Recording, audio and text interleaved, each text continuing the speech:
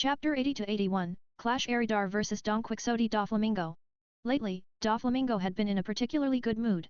5 months ago, he had flawlessly seized control of the kingdom of Dressrosa exactly as planned, catching both the world government and the marines off guard. He had crowned himself king without a hitch.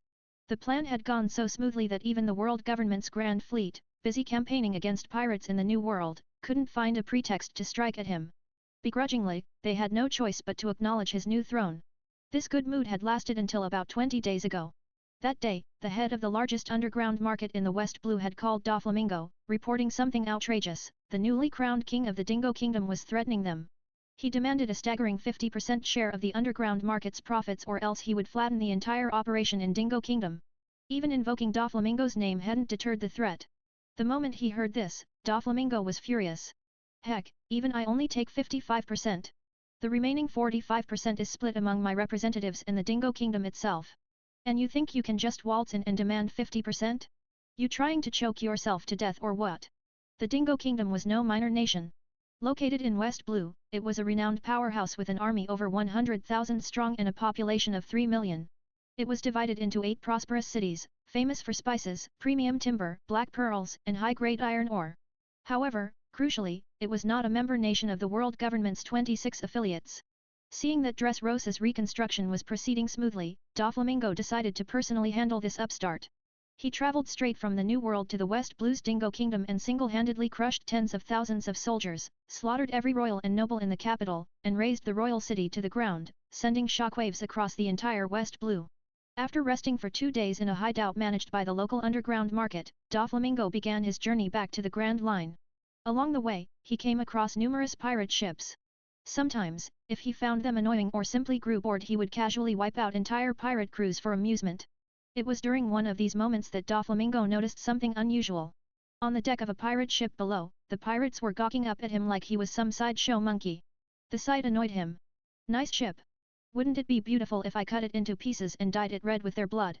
A wicked grin spread across Doflamingo's face as the thought crossed his mind. He extended his right hand back, dozens of nearly invisible threads shooting from his palm. The threads twisted and wove together into a thick cord, like a bundle of hair, stretching far behind him before he viciously lashed it downward. Overheat. FK. Bastard. Eridar was stunned. He hadn't expected Doflamingo to suddenly, for no reason at all, launch an attack on him. And he recognized that move instantly back in the Dressrosa arc. Doflamingo had used it during his battle with Trafalgar D. Waterlaw. The attack covered a massive range, capable of slicing buildings apart across kilometers, its destructive power terrifying. But why attack him? Eridar racked his brain. He didn't recall ever making an enemy of Doflamingo. Gritting his teeth, Eridar stared up at the sky. Regardless of the reason, he had no intention of sitting there and taking the hit. Besides, dodging wasn't an option. If he moved, the Chris would be sliced clean in half. So, without hesitation, he hurled a fist skyward. The air around him trembled as if a storm had been unleashed. An intense ring-shaped shockwave exploded from his punch. Boom! The thick whip of threads shattered under the force of the shockwave, disintegrating into fierce gales that nearly blew the clouds apart.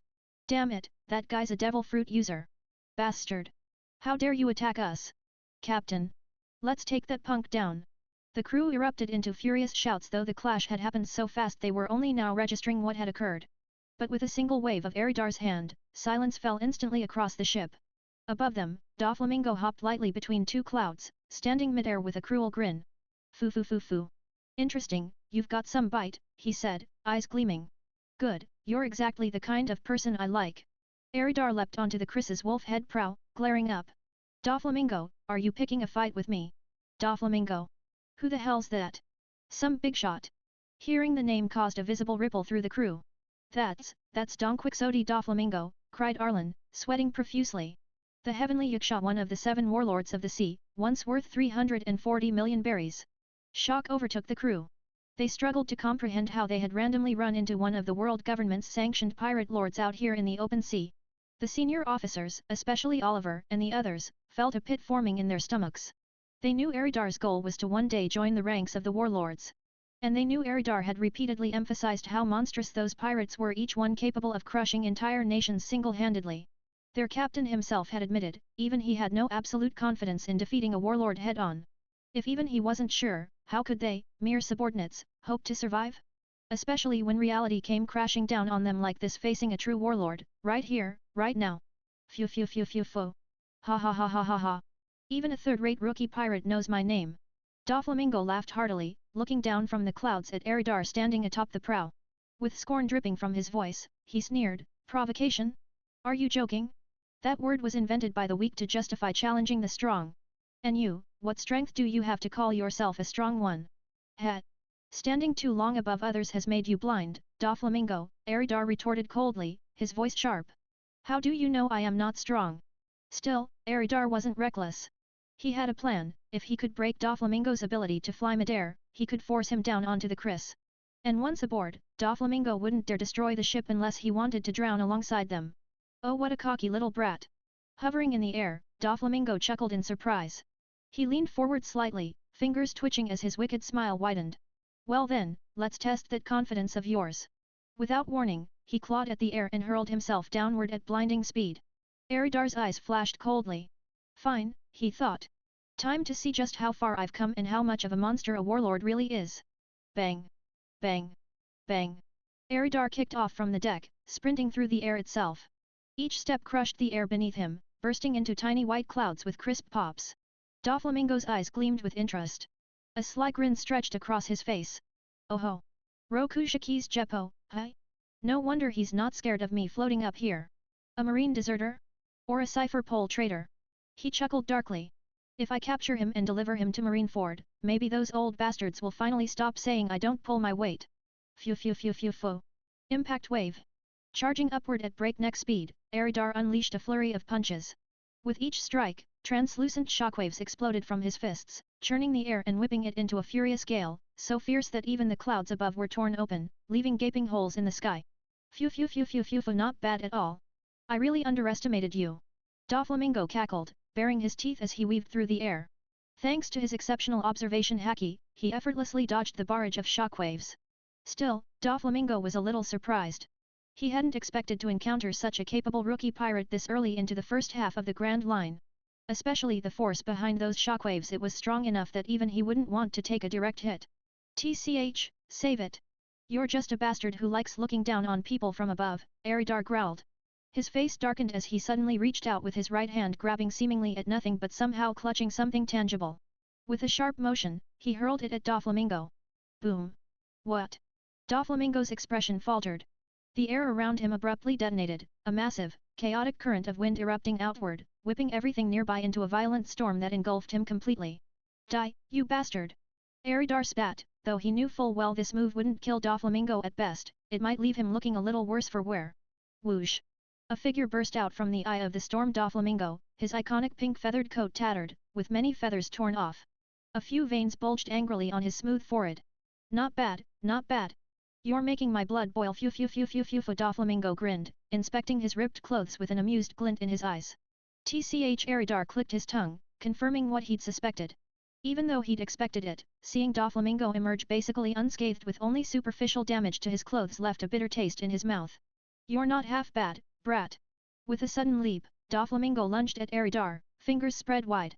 Between each of his fingers, barely visible crystalline threads gleamed ominously as he slashed downward, aiming straight for Eridar's head. "Then take this, Gashikito."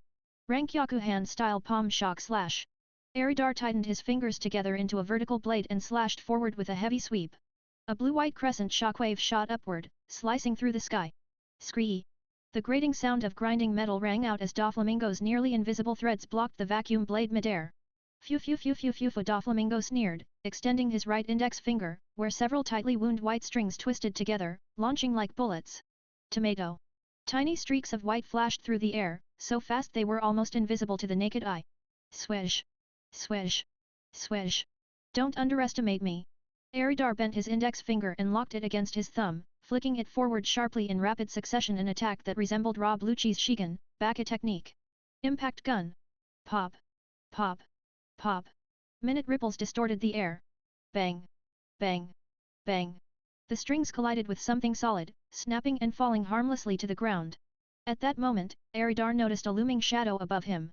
Looking up, his red-lensed sunglasses caught the reflection of a towering figure cloaked in a tattered pink feathered coat. Doflamingo again, shimmering threads catching the light. "Dai Gashikito. Not good."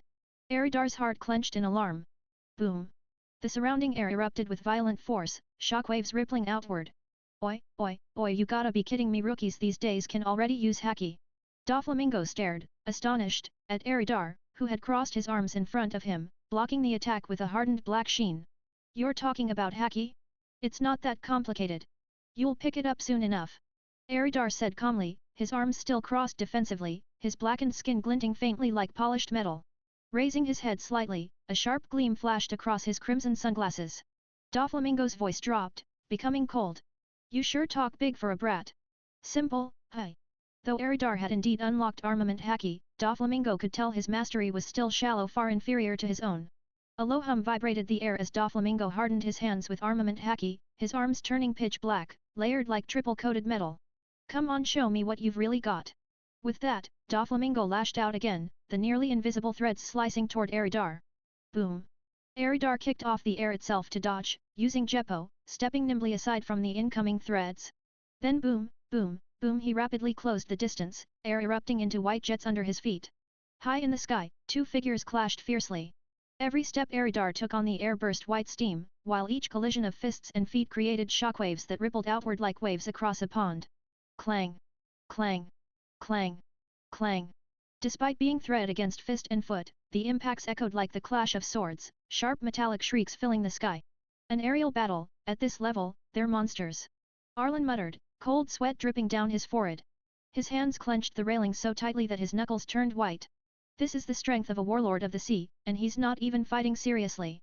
Oliver narrowed his eyes, his left hand trembling slightly on his sword hilt. This is the summit. Bakken swallowed hard, staring wide-eyed at the sky where the air itself seemed to tremble under the fighter's power. He knew this was far beyond anything he could handle. Dimitri, Gorbo, Millie, and Mina stood silently nearby, their faces grim as they watched the chaotic clash unfold overhead. Overheat. Doflamingo pointed his index finger forward, unleashing a dozen threads from his palm. The threads twisted together into a massive, razor-sharp whip that cracked through the air with explosive speed. Eridar kicked off the air again, narrowly dodging the whip which lashed down and split the ocean itself, carving a trench more than 10 meters deep, slicing countless fish in half.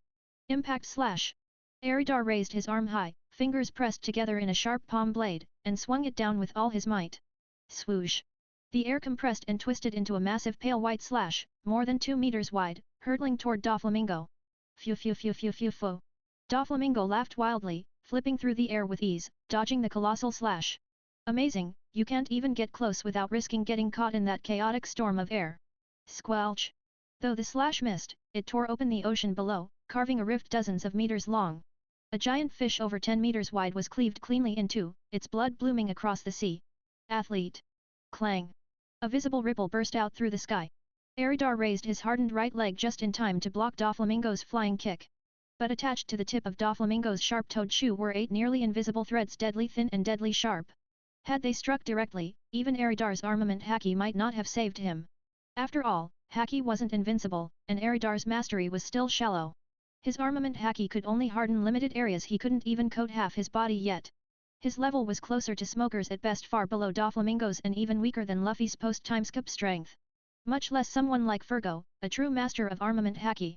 Without a sound, a slender white thread slipped from the cuff of Doflamingo's left pant leg, trailing down to the heel of his foot.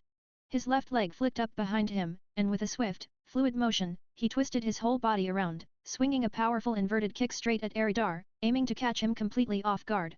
I'd no go. Damn it! Eridar's eyes widened as he hastily retreated. Splurt! A spray of blood blossomed through the air, bright red droplets falling from above. Eridar's expression darkened. He clutched his left shoulder with his right hand. His clothes had been ripped open by a gash over 10 centimeters long, stretching from his shoulder down across his chest. Blood flowed freely, soaking his upper garments. It was clear now Eridar's armament haki was still much weaker compared to Don Quixote Doflamingo's. Phew phew phew phew, for what a shame, Doflamingo cackled from the air not far away, his sadistic laughter echoing as his gaze locked onto the blood pouring from Eridar's wound. His tongue slid across his lips in a grotesque, predatory motion. Of course, when he said what a shame, he wasn't mourning Eridar's injury, he was lamenting the fact that he hadn't achieved his true goal yet. Captain's been hurt. Damn it! As expected of a warlord of the sea. He injured the captain so quickly. Should we jump in and help? On board the Chris, the crew erupted in alarm as they saw Eridar wounded. Especially Bakken, one of the newest recruits, he was stunned. The captain who had effortlessly defeated him, had been injured by Doflamingo almost instantly. It was terrifying. He ha ha ha ha ha ha ha. Suddenly, Aridar let out a low, chuckling laugh. It grew louder and louder until he threw his head back, laughing uproariously. Oi, oi. Did you lose your mind or something? Doflamingo's brow furrowed in confusion, uncertain what his opponent was planning. Lowering his hand from his wound, Aridar stared at the blood staining his palm, grinning broadly. The Paramecia-type string fruit truly is an insanely powerful devil fruit. You really do live up to your reputation as the most dangerous man among the 7 warlords of the sea, the heavenly Yaksha.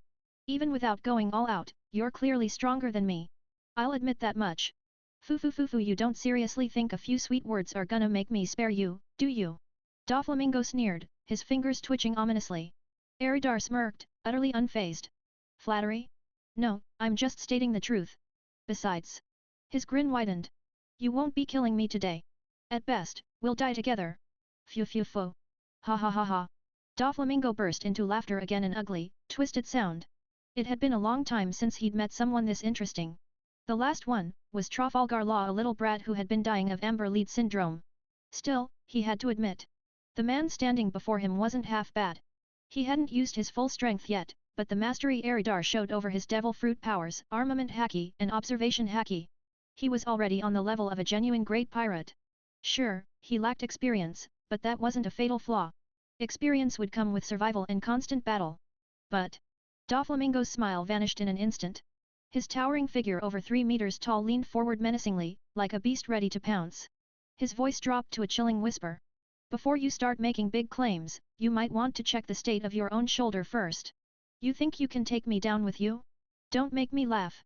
I'll slaughter your little crew like pigs, shred your pretty little ship to pieces, and finally, rip your head clean off.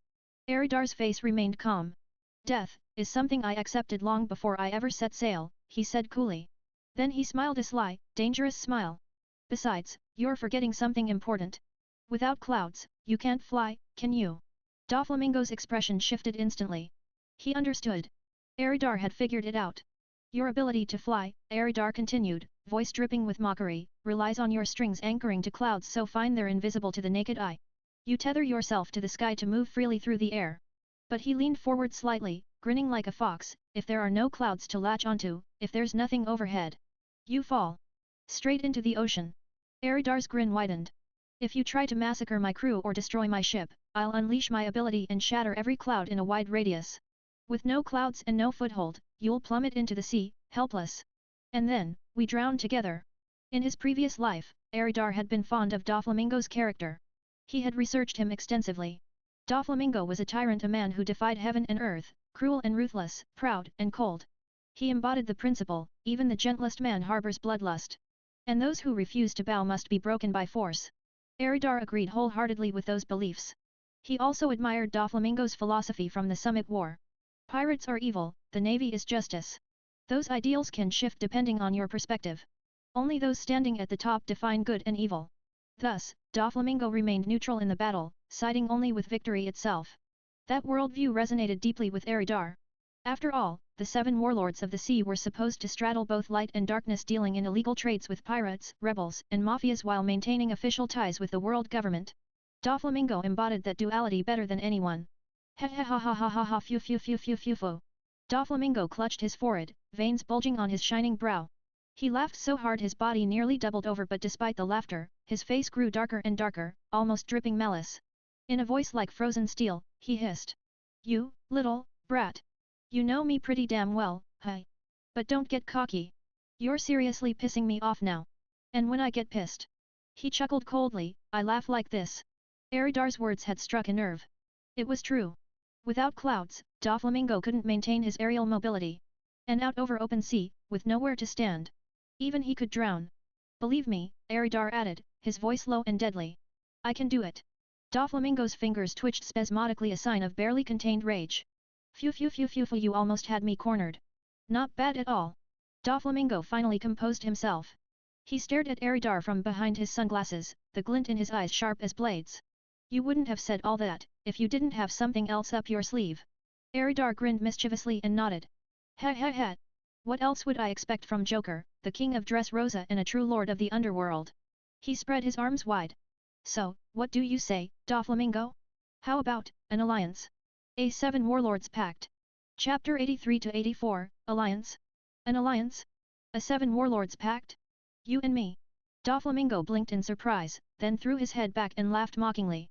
Phew phew phew phew phew. You've got some nerve, brat. An alliance only happens between those of equal strength. Do you really think you qualify? Besides, a Seven Warlords alliance? I don't recall there being a naive little punk like you among the Seven Warlords of the sea.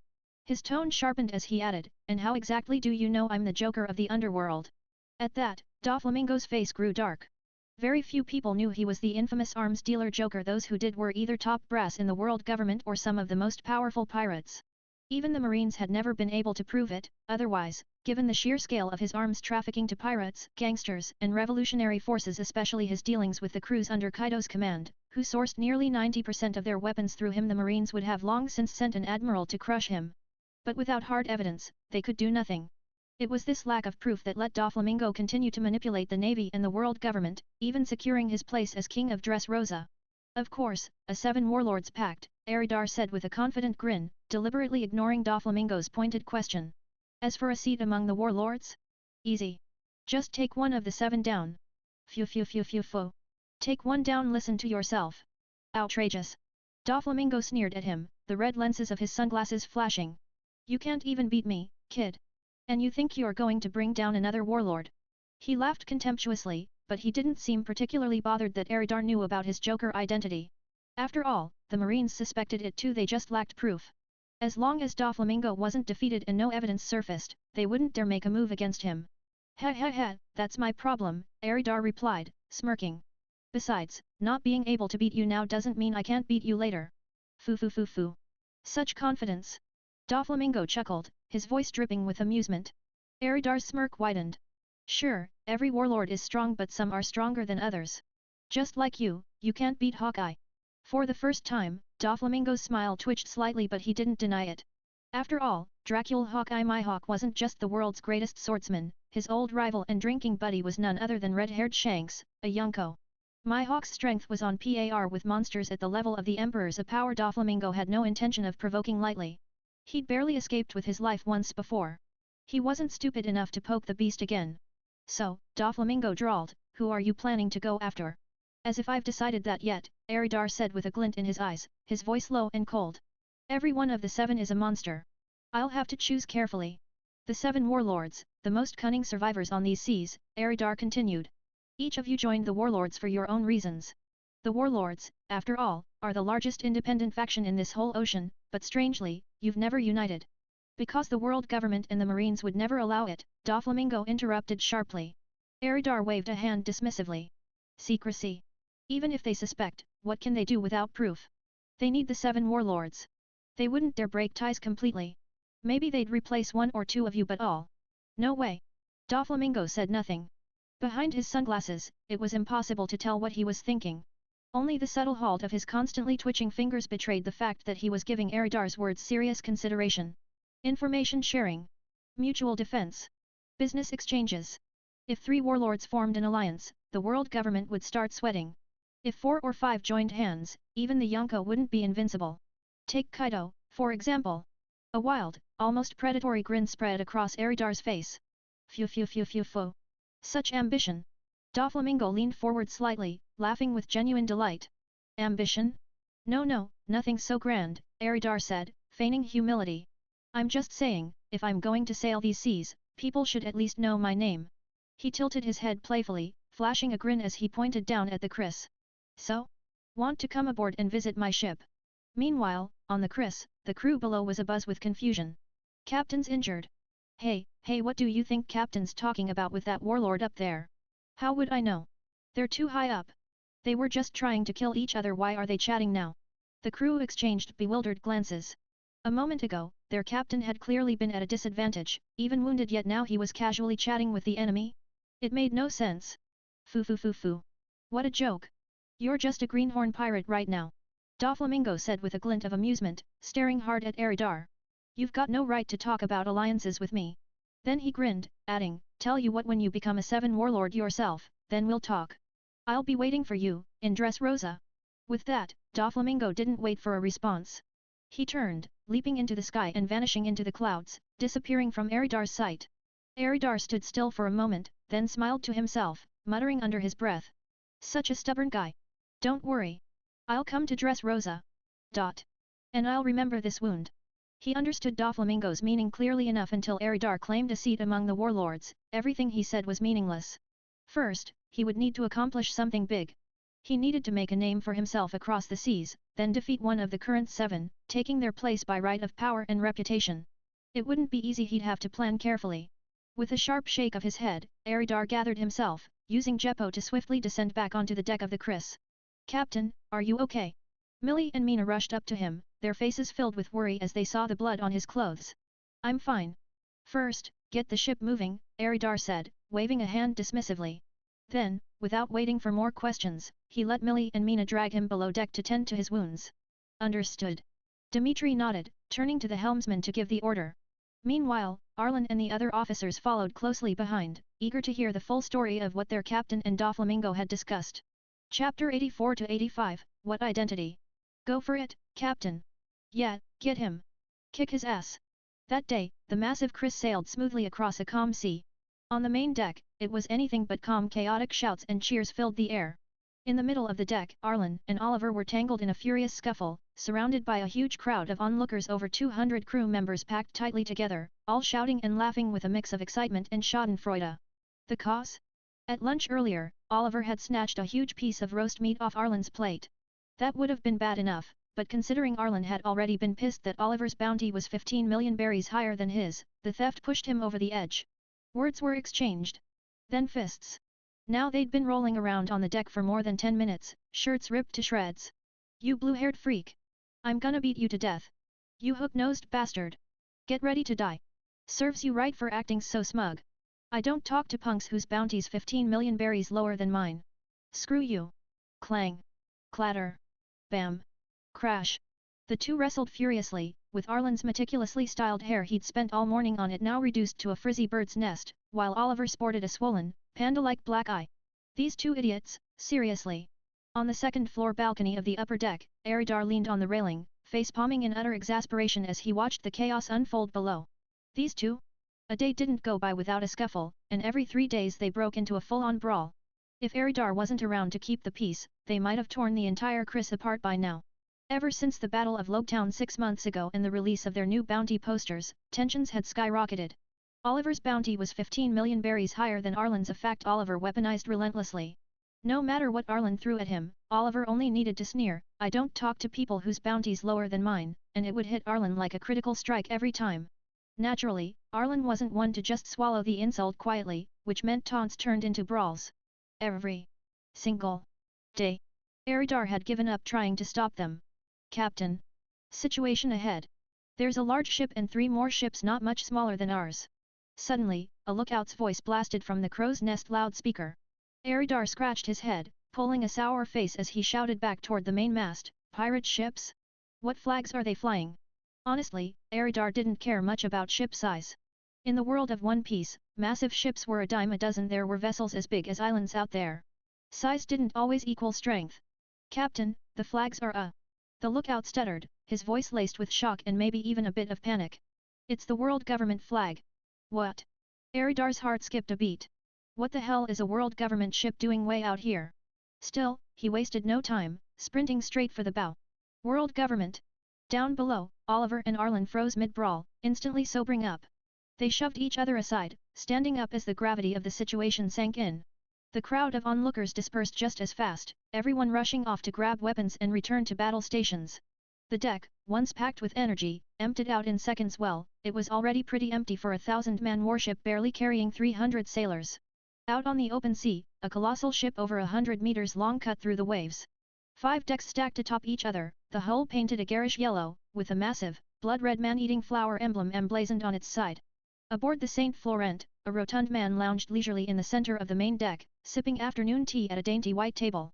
His brown and red striped shirt looked like it was about to burst under the strain of his bulk, and he wore a gaudy pair of floral-patterned shorts. His round face was hidden behind oversized brown sunglasses, making him look almost comically absurd. Standing respectfully beside him was a middle-aged man in a neatly pressed black suit, bowing low as he reported. Elver-sama, we've spotted a pirate ship off our starboard side roughly the same size as ours. A ring of 20+ black-suited bodyguards encircled them. Some held swords, others firearms, all of them radiating menace. A pirate ship, huh? Not bad. The fat man Elver lowered his sunglasses with a grin, his tone gleeful. Paradise, looks like another rookie crew. Sink them. Capture their captain and sell him to Saint Rosward. We'll make a tidy profit. He paused. Wait, are they rookies for sure? Can you recognize their flag? What's their bounty? We checked all wanted notices issued in the last 4 months. No matches. Their Jolly Roger isn't registered either, the middle-aged man Paradise answered respectfully. No problem, no problem. Move in and sink them. Elver chuckled, his fat jiggling with every laugh. Yes, Elver-sama. Paradise turned to leave but suddenly paused halfway. He glanced back with a deadpan expression. By the way, my lord, you really ought to lose some weight. Back in Alabasta, if you hadn't collapsed halfway through chasing that Zoan user's ship, we would have caught them already. Elver's face turned a thunderous shade of black. Embarrassed beyond measure, he hurled his delicate teacup at Paradise with a roar. You damn loudmouth! Shut it! Whoosh! The teacup flew like a white streak, slicing through the air with a shrill whistle. Clap! In a flash, Paradise casually caught the cup one-handed without spilling a single drop of tea. Elver-sama, this is merely following your orders to keep you informed, he said coolly. With a flick of his wrist, he sent the cup gliding back to land perfectly on the white table again without spilling a drop. Elver froze, his whole body jiggling with suppressed rage and shame. After a moment, he flapped his hand dismissively. Go, go. Sink that damn ship already. As you command. Paradise bowed and swiftly retreated. Within minutes, the Saint Florent shifted its heading, its lower deck gunports swinging open, revealing rows of ominous black cannons. Captain, they're headed straight for us. They've opened up their gunports. At the bow, Dmitri put down his telescope and reported grimly to the approaching Eridar. Troublesome bastards. Eridar rubbed the golden ring in his ear, a glint of cold killing intent flashing in his eyes. Looks like we're their target. I think I've figured out who they are. Arlen said as he walked over, smoothing his hair in the reflection of a hand mirror. Eridar and Dmitri both raised their eyebrows. Oh? What identity? Normally, pirates wouldn't dare attack a ship flying the world government's flag. They don't want to invite the government's wrath. Likewise, world government ships usually won't take the initiative to attack pirates, that's the Navy's job. As for CP agents, they would never travel in such flashy vessels, they'd use a Navy warship if anything. Yet here we are, being attacked by a ship flying the world government's colors. So who would do something like this? Arlen explained calmly with a smile, then turned to look at the two standing beside him. Slave hunters. Eridar and Dmitri blurted out in unison, sudden realization flashing across their faces. Officially, the world government had abolished slavery. However, the celestial dragons, who considered themselves the descendants of the creators, still lived under an archaic and oppressive slave-based society. Enjoying unchecked privileges, they clung fiercely to the notion of bloodline superiority, harboring extreme racial prejudice against all non-celestial dragon beings. Simply put, they didn't view anyone else as human. They deemed it beneath them to even breathe the same air, hence the bubble helmets they wore.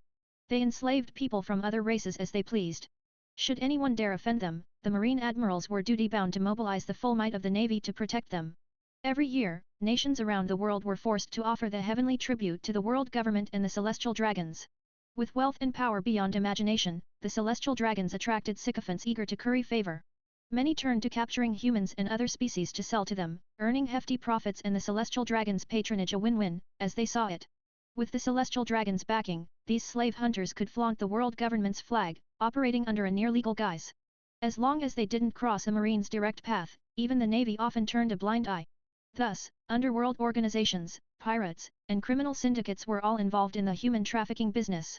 Even Don Quixote da Flamingo, one of the 7 warlords of the sea, secretly ran an illegal human auctioning house, supplying slaves to celestial dragons and corrupt nobles alike, kidnapping beings of all races. In the original canon, it was Doflamingo's human auctioning house on the Sabaody archipelago that featured heavily during Luffy's assault on a celestial dragon. Afterward, the auction house's manager, Disco, had even called Doflamingo for help only to be coldly rejected. So they're treating us like easy prey, huh? How insulting! Eridar sneered coldly, now fully grasping the enemy's intentions. I'll go get everyone ready for battle, Arlen said with a shrug before turning on his heel and striding off. Eridar turned sharply and growled, slaughter every last one of those bastards. Leave no survivors. Understood. No survivors, Arlen replied, pausing for a heartbeat before a bloodthirsty grin curled at the corner of his mouth. "Leave it to me," came a lazy voice. Oliver, with 2 swords strapped at his waist, had just strolled up and caught the last part of Eridar's order. In an instant, his laid-back demeanor vanished, replaced by a feral, vicious smile. Moments later, the Kriss erupted into activity. Crewmates swarmed the decks, ripping the oilcloth covers off the cannons. On the lower deck, gun ports swung open with heavy creaks, and rows of massive cannons were rolled out, their black muzzles glinting ominously. At the bow, the triple-mounted turret whirred mechanically as it adjusted its firing angle. Boom! Boom! Boom! Boom! Boom! Boom! Simultaneously, the Kriss and the Saint Florent unleashed their opening salvos from their bow-mounted triple turrets. Solid iron cannonballs punched into the roiling sea, sending geysers of water spraying sky-high as the great ships rocked amidst the surging waves. Boom! Boom! Boom! Boom! Boom! Boom! Another thunderous volley from both ships. A black cannonball hurtled toward the Kriss's bow, howling with deadly force. "I'll take care of this one," Oliver declared. Stepping forward, he drew his blade Nagamitsu in a fluid motion, leaping high into the air. A flash of pale, dazzling light. Splash! The cannonball, cleaved cleanly in two, lost all momentum and plummeted harmlessly into the sea. Steel-slicing swordsman. Aboard the Saint Florent, Paradis, stationed at the bow with a spyglass, stiffened in shock. On the Grand Line's first half, swordsmen capable of cutting through solid cannonballs were rare even within the Navy, only the best could achieve such feats. Such warriors were often well-known figures at Marine headquarters. For a rookie pirate to demonstrate this, they had to be someone with the potential to become a supernova. "Keep firing!" Paradis barked, quickly rushing back to the main deck. Thump, thump, thump thump thump, thump thump thump thump. Hearing the urgent approach of footsteps, Elver put down his teacup and looked up lazily. "Oh? Paradis, what's the rush?" "Elver-sama," Paradis reported respectfully, "the enemy has a swordsman capable of cutting cannonballs." "What?" Elver yanked his sunglasses down dramatically, his entire pudgy body jiggling from the movement. He knew exactly what that meant, a newcomer capable of such a feat was no ordinary pirate. His face twisted in alarm. "Don't tell me, we've stumbled into a crew with supernova potential." "Don't embarrass us like that, Elver-sama," Paradis replied, frowning slightly. "I can't say for sure yet. But, their flag looked familiar. I'm sure I've seen it somewhere before." Elver furrowed his brow, his round face full of suspicion. Could it be an infamous crew that's been lying low for a while? Most of our intel only covers activity from the past 4 months, after all. Thunk. Paradis' eyes lit up as he smacked a fist into his palm. "That's it, Elver-sama. I remember now." Elver grabbed Paradis' arm eagerly. "Oh? Out with it, out with it. Judging by the flag, they're the Kriss pirates, the ones who came from the East Blue half a year ago. Their captain, Golden Ring Eridar, debuted with a bounty of 40 million berries. He's a paramecia type, a user of the impact fruit. His record includes killing pirate slayer Nadari Mori, a captain who had offended Saint Charla.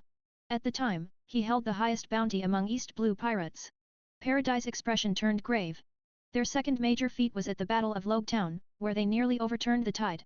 Even the fearsome White Devil Evans, a rear admiral and ancient Zoan Snowfang wolf user, fell to Eridar's hands.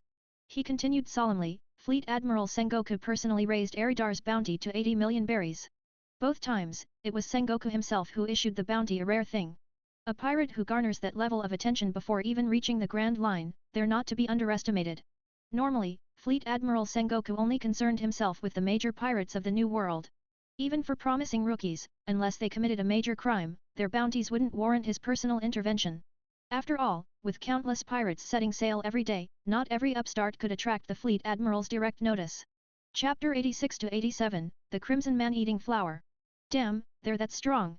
Even that reckless guy from the Navy's hawkish faction, the one Fleet Admiral Sakazuki personally backed, was taken out by them. And Evans too, that bastard.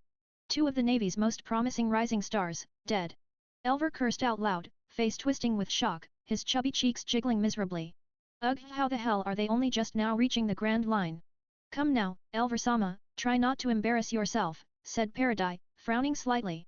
According to the intel, it seems Golden Ring Eridar fought a brutal 2-on-1 battle against White Devil Evans and Cold Blade Swordsman Farlier in Logue Town.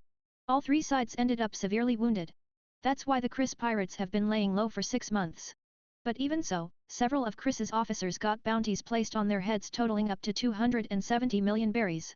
TCH, seriously troublesome. Elver groaned, setting aside his teacup and scratching his head which, to Paradise' exasperation, caused one of his hands to involuntarily morph into a thick, shaggy bear paw. Yes, a paw brown, furry, and massive like a bear's. Show some dignity, Elver-sama. Put away the paw, Paradise sighed, shooting him a look of resignation. Across the world, there were many slave-hunting organizations, but among them, Elver and Paradise team, the Crimson Man-Eating Flower, had a notorious reputation. Even infamous pirates in the New World knew their name and some had even collaborated with them. Elver's full name was Nisero Elver, age 34, born in the South Blue. A descendant of a fallen noble house, he was the user of the bear fruit, model, grizzly bear Azoan-type devil fruit. Nicknamed Fat Bear, he was far stronger than most rookie pirates, even some of the supernovas weren't a match for him. He was also proficient in both armament and observation haki.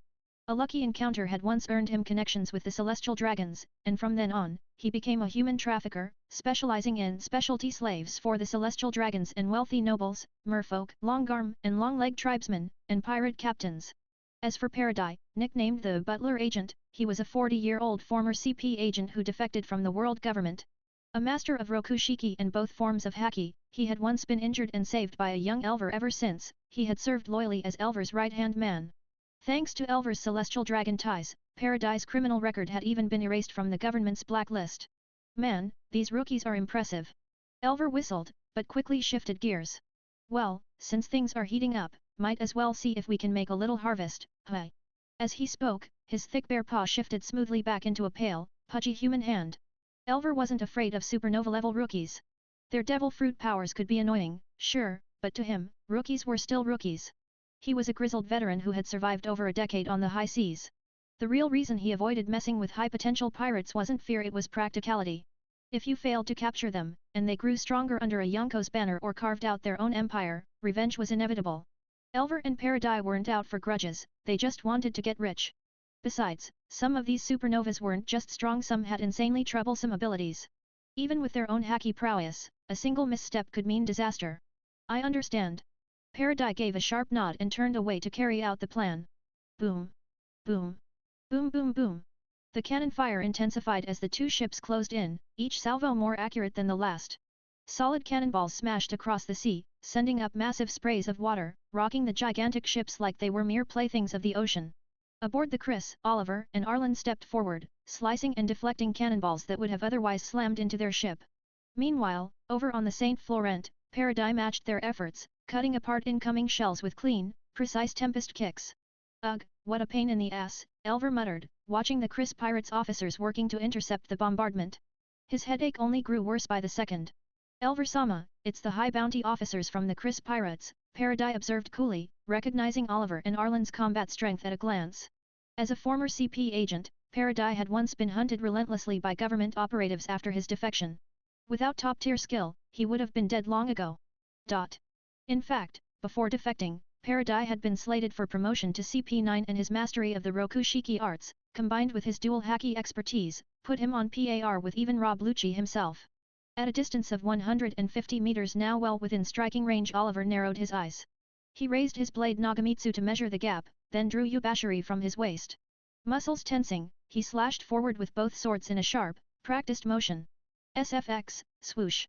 A massive, bird-shaped shockwave burst from the void blue-white in color, hurtling through the air with incredible speed. It screeched across the sky, so sharp it seemed to slice the very atmosphere itself, aiming to cut the St. Florent clean in two. Two-sword style, Garuda slash. Damn. Standing at the ship's prow, Paradise's expression changed drastically. He hadn't expected such a powerful ranged attack. Reacting instantly, he launched forward, stepping hard off the deck with Jeppo twisting midair and coiling his leg tightly. With a thunderous snap, Paradise kicked hard. Fwoosh! The air itself seemed to catch fire, a scorching heat wave filling the sky. A roaring blade of flame, towering 3 or 4 meters high, materialized out of nothing, racing straight toward the incoming bird-shaped slash. Rankyaku, Flame Rend. Boam! The two devastating attacks collided midair, the impact loud enough to drown out the thunder of cannons. Fire and shockwaves exploded outward, turning the sky into a searing inferno. That movement, that's Jeppo and Rankyaku. Aridar's eyes widened as he watched the clash unfold. Since when did even slavers master Rokushiki like it was nothing? TCH. A Rankyaku powerful enough to ignite the air through friction. Oliver narrowed his eyes, analyzing the enemy's technique. That level of precision and force not something a common thug could pull off. Since when did human traffickers get this strong? Arlen felt a massive headache coming on. Lately, it seemed like every strong fighter he ran into was a complete monster. First there were the two terrifying giants back at Little Garden, then just a few days ago, he'd run into Don Quixote Doflamingo, a bona fide warlord of the sea, practically a walking natural disaster. There were only 7 such monsters in the entire world, and somehow he had stumbled across one just like that. Now, he was up against a human trafficker who had clearly mastered Rokushiki? This was ridiculous. I swear, this world is out to get me. Man, this is crazy. Even Bakken, who had never seen Oliver fight at full power before, was left absolutely stunned. He couldn't help but praise him inwardly. No wonder Oliver was the second strongest member of the Chris Pirates. He was definitely stronger than himself. Sheesh, Oliver's going all out. What's gotten into him? Is he treating the enemy like a swordsman or something? Dimitri scratched his head, utterly baffled. Oi, oi, oi. Isn't this a bit over the top? Standing at the bow, Elver suddenly had a bad feeling. Watching the flames raging in the sky, he clutched his teacup absent-mindedly, not taking a single sip. He recognized this move, Flame Rend, one of Paradise's most powerful extensions of Rankyaku. Though it wasn't a full-blown ultimate move, it still consumed a massive amount of stamina and its power was devastating, easily capable of slicing a marine third-rate warship clean in half and setting it ablaze. Yet here it had just clashed head-on with that freakish bird-like slash from the enemy. Elver muttered under his breath, cheeks jiggling with tension. Looks like we underestimated the Chris Pirates. A sea of fire. The whole sky's burning. Captain Oliver's slash got blocked. Is the enemy a monster too? He actually stopped Paradisama's attack. Could it be that guy's a monster just like Paradisama?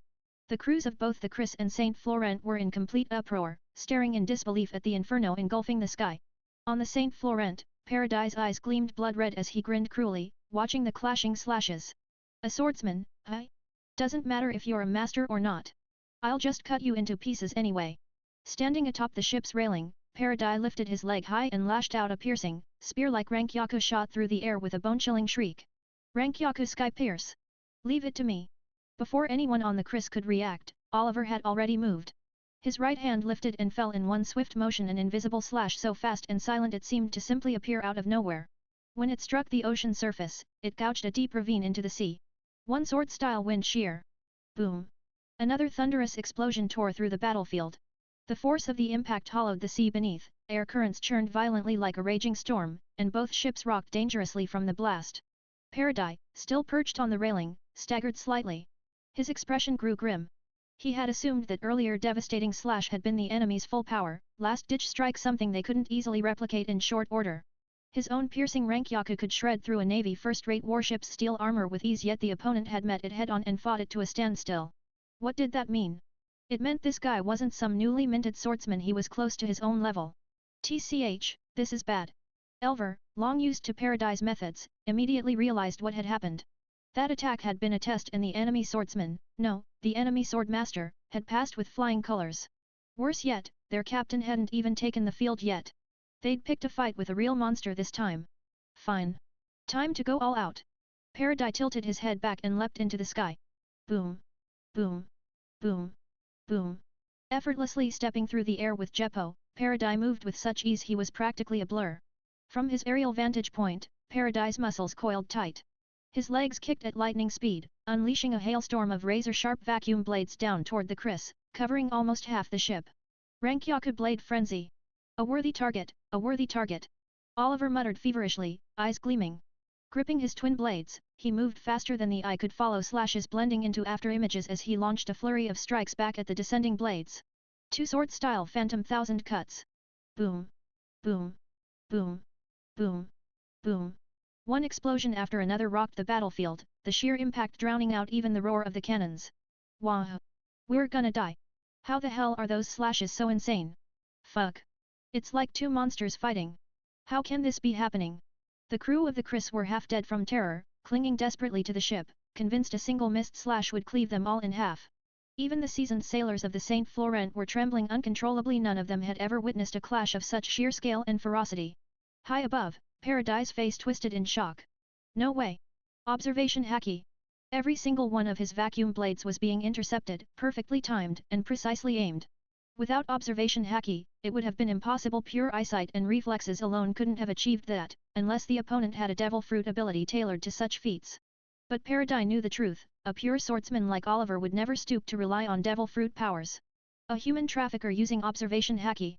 Oliver's mind raced as he parried strike after strike, analyzing the enemy in the heat of battle. The way Paradis sealed off every potential escape route with his vacuum blades? That kind of predictive attack pattern was impossible without observation haki or a fruit ability, but again, Oliver could tell this man was fighting purely through Rokushiki techniques. His own observation haki had been taught to him by Eridar. He could use armament haki too, though his mastery wasn't enough to fully harden his blades yet only to coat them with basic haki. Oliver, you damn lazy bastard! Finish that asshole already! If you let even one slash through, I swear I'll kick your stupid hook nose flat!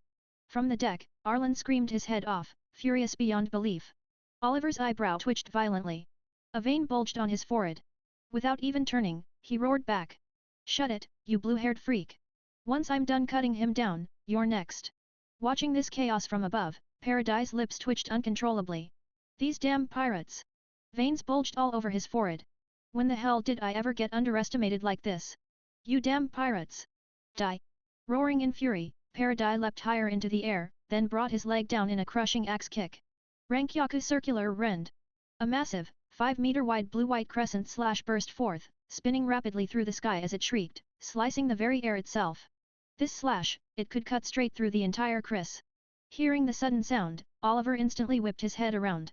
His pupils dilated, and a deep, heavy seriousness filled his face.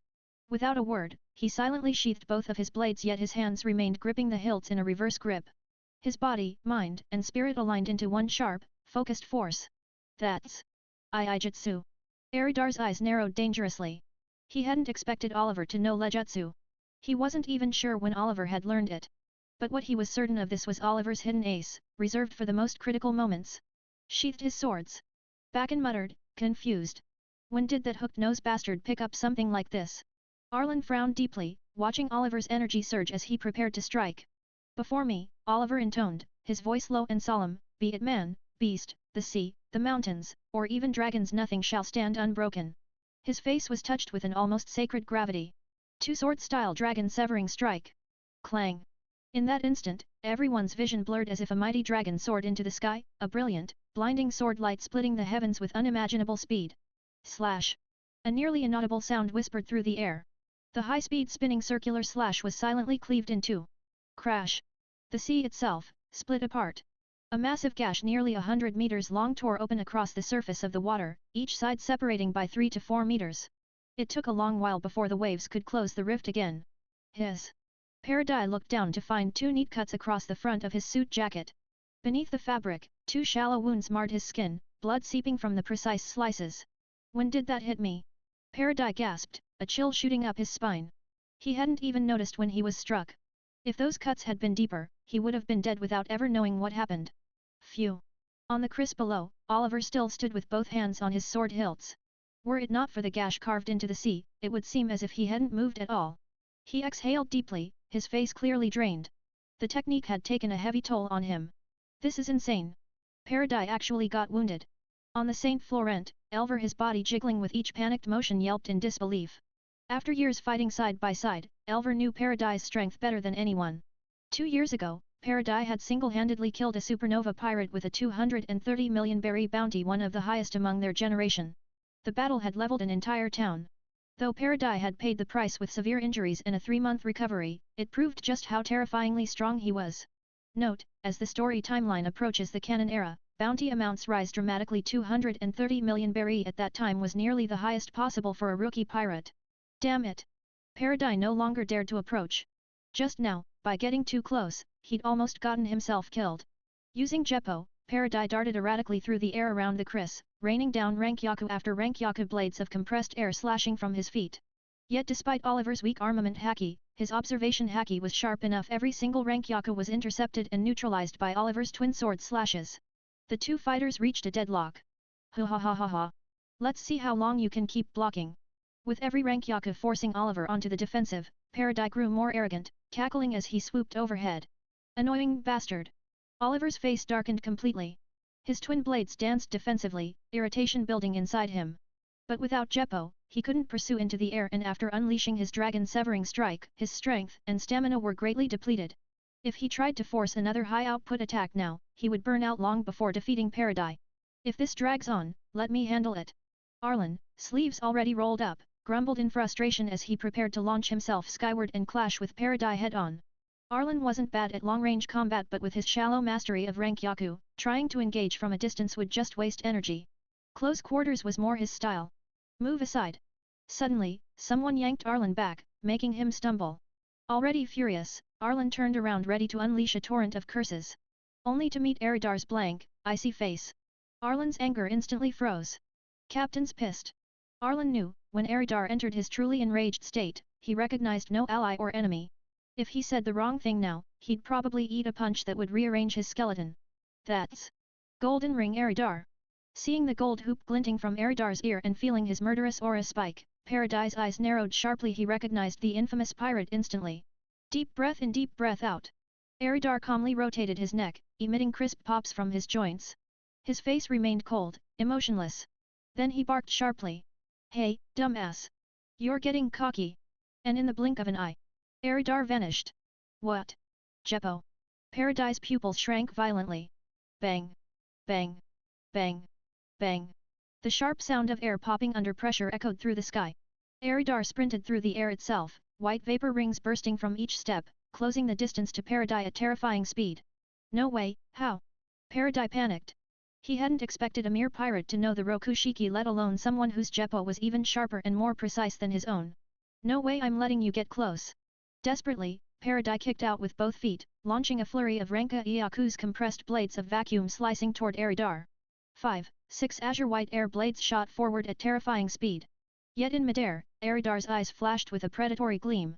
Still running across the sky, he twisted and weaved through the gaps between the attacks with terrifying ease. Too weak. For the first time, Eridar understood what it must have felt like for Don Quixote da Flamingo to face him back then. Eridar's observation haki far outclassed Paradis, just like how da Flamingo's had once outclassed his own. Eridar recalled how da Flamingo's birdcage could cover an entire island, with razor threads deployed so widely yet still manipulated so precisely. To use parasite string across so many scattered targets required observation haki of monstrous scope, and da Flamingo had wielded it like an emperor moving pieces on a board. Eridar couldn't reach that godlike level, but against Paradis, the gap was just as overwhelming. Chapter 89-90, Old Foes. Damn it, damn it! Seeing Eridar easily dodge his rank Yaku and approach with a mocking smile, Paradis began to panic. He knew all too well that Eridar's observation haki far outclassed his own. There was no way he could predict the other's movements or attacks. As Eridar closed in, sneering contemptuously, Paradis' expression twisted with frustration. With a sharp buzz, his hands hardened under a thick coating of armament haki, and he roared almost hysterically as he swung a brutal punch toward the approaching Eridar. You're just a damn rookie. Don't get cocky. Finger pistol steel fist shot. Eridar, still sneering, tilted his body slightly, effortlessly slipping past the incoming punch. What? Paradis' eyes widened in horror. Buzz. Eridar shot him a disdainful glance. His entire right arm suddenly bulged, growing noticeably larger as a dense, black metallic sheen spread from his fist to his shoulder, his armament haki so intense it gleamed like polished steel. He drove his fist straight into Paradis' face with devastating force. You're way too noisy, bastard! Get lost! Armament hardening bare pillar. Thud. The sound echoed like a hammer striking a giant bell. Paradis' face deformed grotesquely under the blow, his nose shattered, teeth flying in all directions, blood spraying out in a mist. A visible shockwave burst out from the two of them, rippling through the air. Whoosh! Bang! Rumble! A black silhouette shot through the air at incredible speed. It moved so fast that even the air itself became an obstacle, trailing a white sonic boom behind it. In a blink, the figure crashed into the St. Florence superstructure. A series of loud crashes followed as it punched through layer after layer of deck, blasting all the way from the top of the ship to the bottom hold, even rupturing the watertight bulkheads. Thick smoke and dust immediately enveloped half the ship. The impact was so violent that the St. Florence's entire stern sagged almost 10 meters, causing seawater to pour into the cannon ports and flood the lower decks. Oh, damn it all! The ship's sudden tilt sent most of the crew sprawling onto the floor. Even Elver, standing on the deck, barely managed to stay upright by grabbing the railing. He could hardly believe his own eyes. Paradis had been blown away after just one exchange, and the resulting shockwave nearly tore the entire ship apart. Tap, tap, tap, tap, tap. Elver hurried toward one of the ship's rooms near the superstructure. Frowning, he peered through the thick smoke and dust at the massive gaping hole that had all but swallowed the room. The walls were spider-webbed with cracks, as if they could collapse at any moment. Elver's pudgy face scrunched up, his body quivering slightly. He muttered in disbelief. That brat with the golden ring. Is he some kind of monster? This is insane. Using his observation haki, Elver quickly sensed that Paradis was still alive down in the shattered depths of the ship. His life force was faint but steady, severely injured but not in immediate danger. Tch, talk about stubborn, like a cockroach. Suddenly, a mocking voice drifted from behind him. Elver's entire body froze, his pupils contracting into pinpricks. Eh? Who's that? That back, it looks so familiar. It's that monster who punched Paradise-sama. He's aboard our ship. Screams and frantic footsteps broke out behind him. His crew scattered in all directions, shouting in terror. Elver was so furious he nearly coughed up blood, but cold sweat drenched his forehead and trickled down his back. Since when? Since when did my observation haki fail me? Turning around stiffly, Elver finally got a clear look. Just 5 meters away stood a man, a little shorter than himself, about 1.9 meters tall. His face was ordinary, unremarkable even, but golden earrings dangled from both ears. He wore a long black coat patterned with white waves, his chest bare, black pointed boots clicking against the deck. He radiated a dangerous, oppressive aura. Stop kidding yourself. If someone that easy to beat is a monster, then monsters aren't worth much these days, Elver chuckled awkwardly, forcing a smile onto his chubby face. Eridar sized him up, then grinned, flashing sharp teeth. I was wondering which government fool was dumb enough to attack a pirate crew. Turns out it's just the infamous Crimson Man-eating flower and their fat bear. Took me a while to recognize you. You know me? Elver blinked, surprised that this pirate captain knew his name. You still remember the Chris Syndicate from Shiga Island? Eridar asked coldly, a sly smirk tugging at the corner of his mouth. Shiga Island? Chris Syndicate? Chris Pirates? Elver's eyes widened as the realization hit him. You guys, you're the Chris Syndicate's descendants. Eridar sneered. We're old enemies, all right. Oh.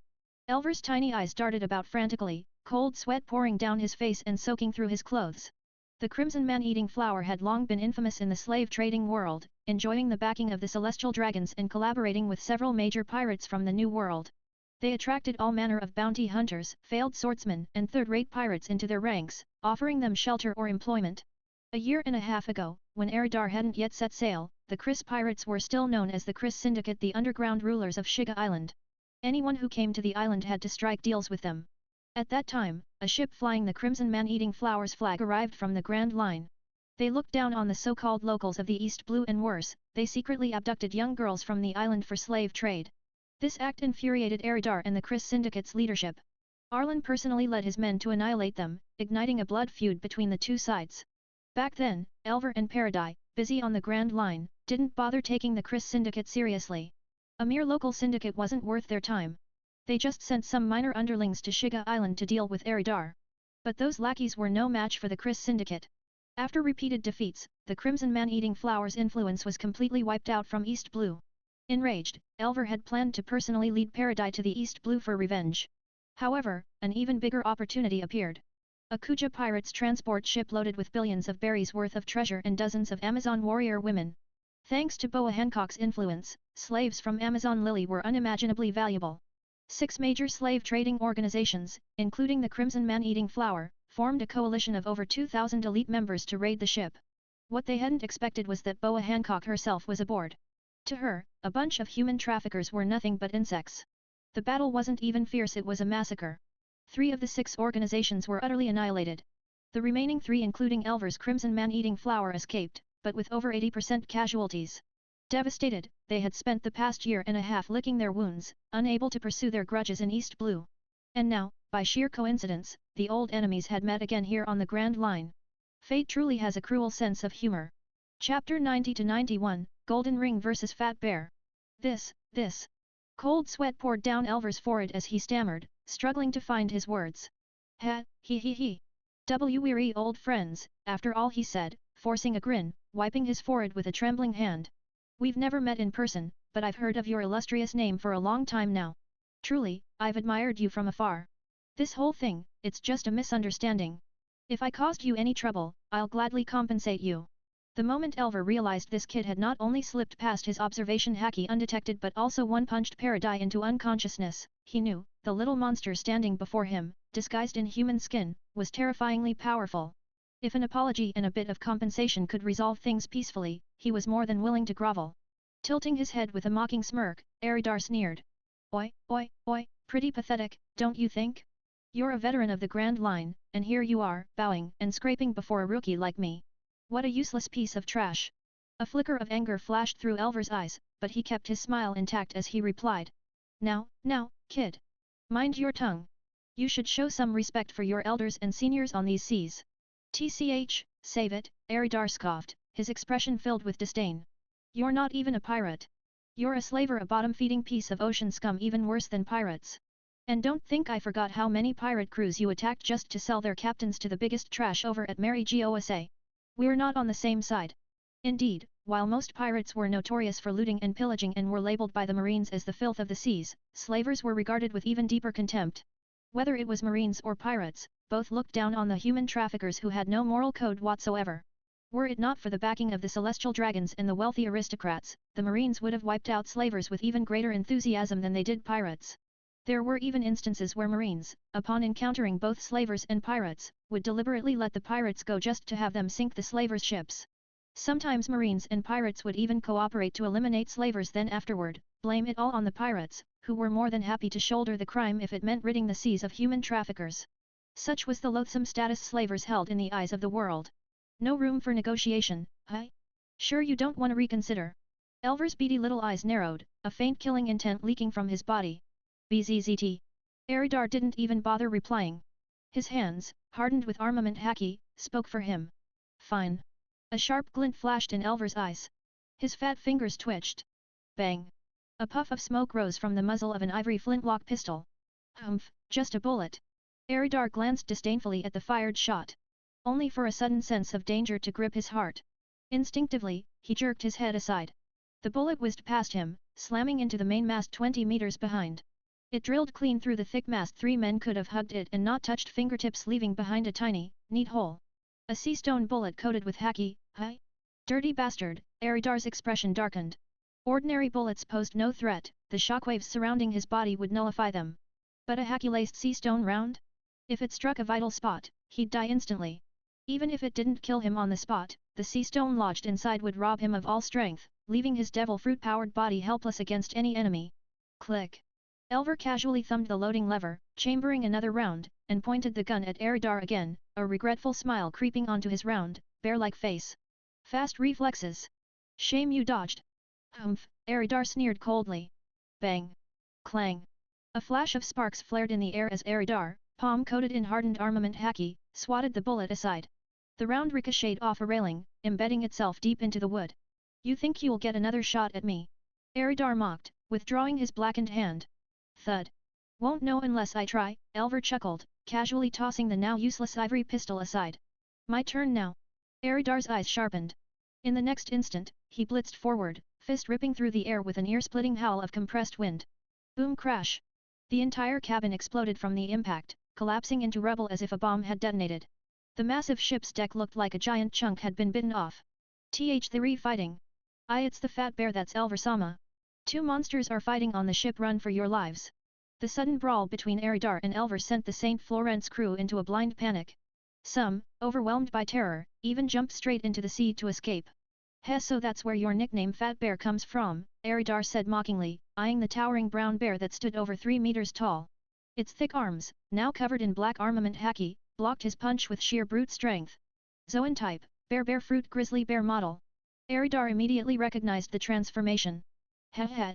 If you back down now, I'll still offer you compensation, rumbled Elver from atop his massive form, his deep voice oddly merry. Despite his words, his bear-like face, blanketed in thick brown fur, made it impossible to read any actual emotion. I'd rather kill you, Aridar sneered coldly. That flabby body of yours is an eyesore. With that, he charged again. TCH. You've got a filthy mouth, brat, Elver growled. Pity you didn't take the deal. Boom crash. Their fists collided, haki clashing violently. Boom crash. Boom crash. The thunderous impacts shook the St. Florent to its very keel. The fierce shockwaves ripped through the ship, tossing countless crimson man-eating flower crewmen off their feet or straight into the ocean. The colossal vessel groaned and quaked, as if it would be torn apart at any moment. Run! The ship's gonna sink. Monsters, they're both monsters. Panic spread like wildfire.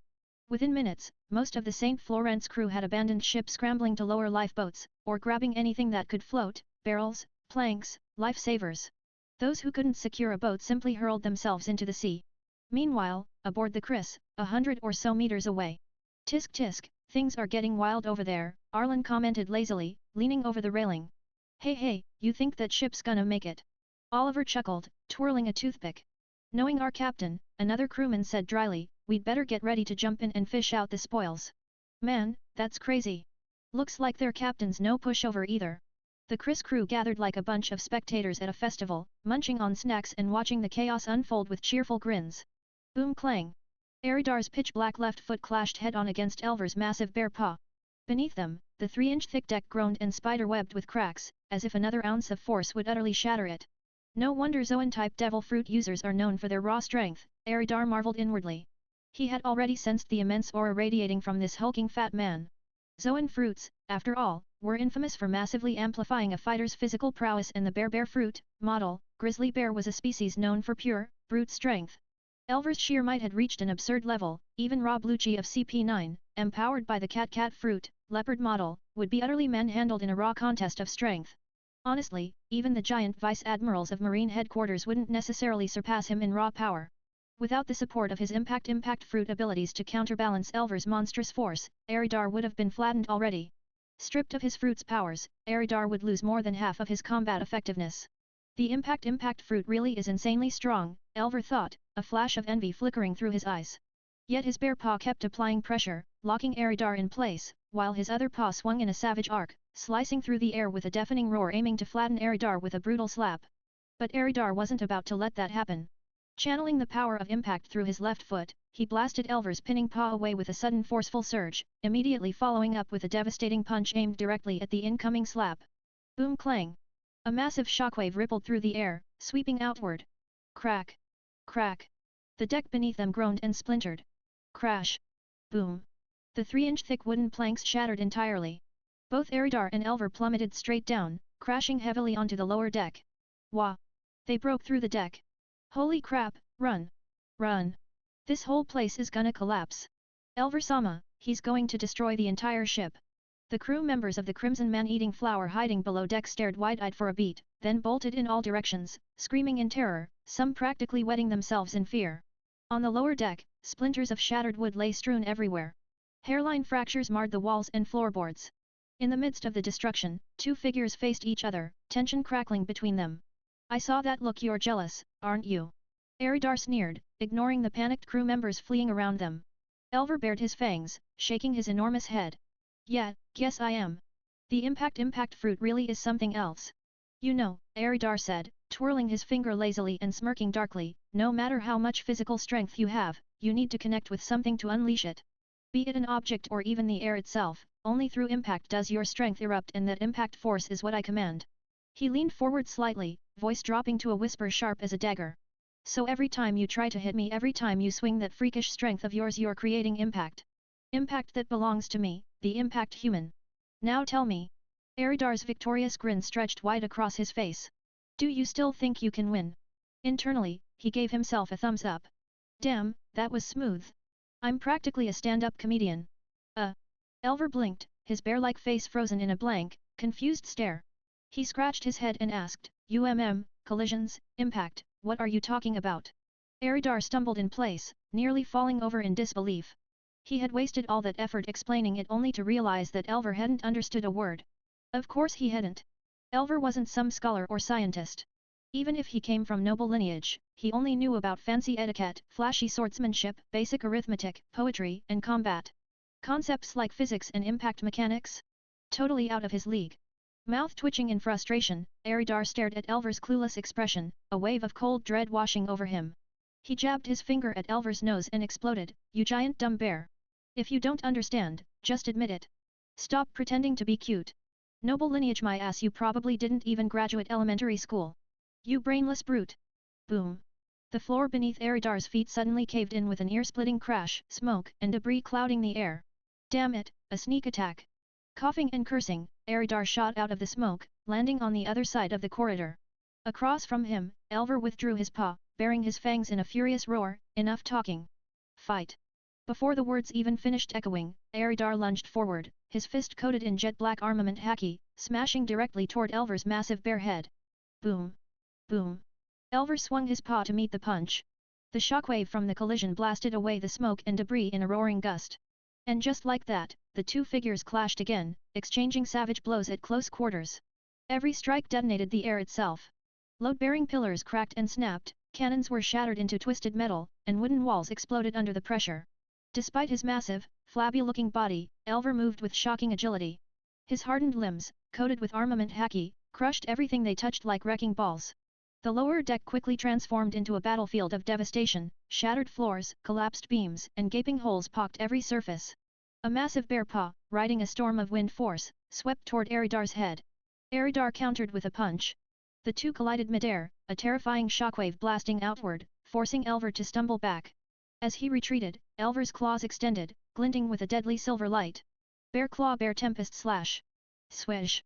5 razor-thin shockwaves, each barely a meter high, tore through the corridor like invisible blades. But the lower deck was already trashed beyond recognition. Walls, floors, there was barely anything left to protect or destroy. Eridar just sneered. Forming both hands into open palms, he thrust forward. Whoosh! A visible wall of compressed air exploded outward. Impact wall! Clang! The sound rang out like the clash of steel. Air quivered. The shockwaves and the air wall collided, shattering into a violent gale that tore through the remains of the ship. I'm the worst enemy a physical brawler could ever meet. With a cruel grin, Eridar flashed forward, appearing in front of Elver before he could react. Eridar's palm silently pressed against Elver's massive belly. Then, a monstrous force erupted from his palm. Armament-hardening iron fist mountain-splitting strike. Boom! White shockwaves burst outward from the point of contact, denting Elver's gut inward.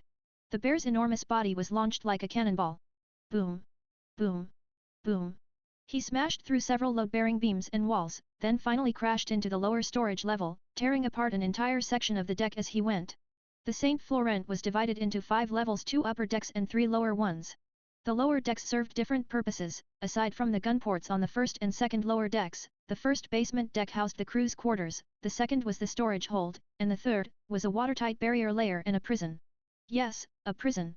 A place specifically built to detain captured pirate captains and creatures of other races.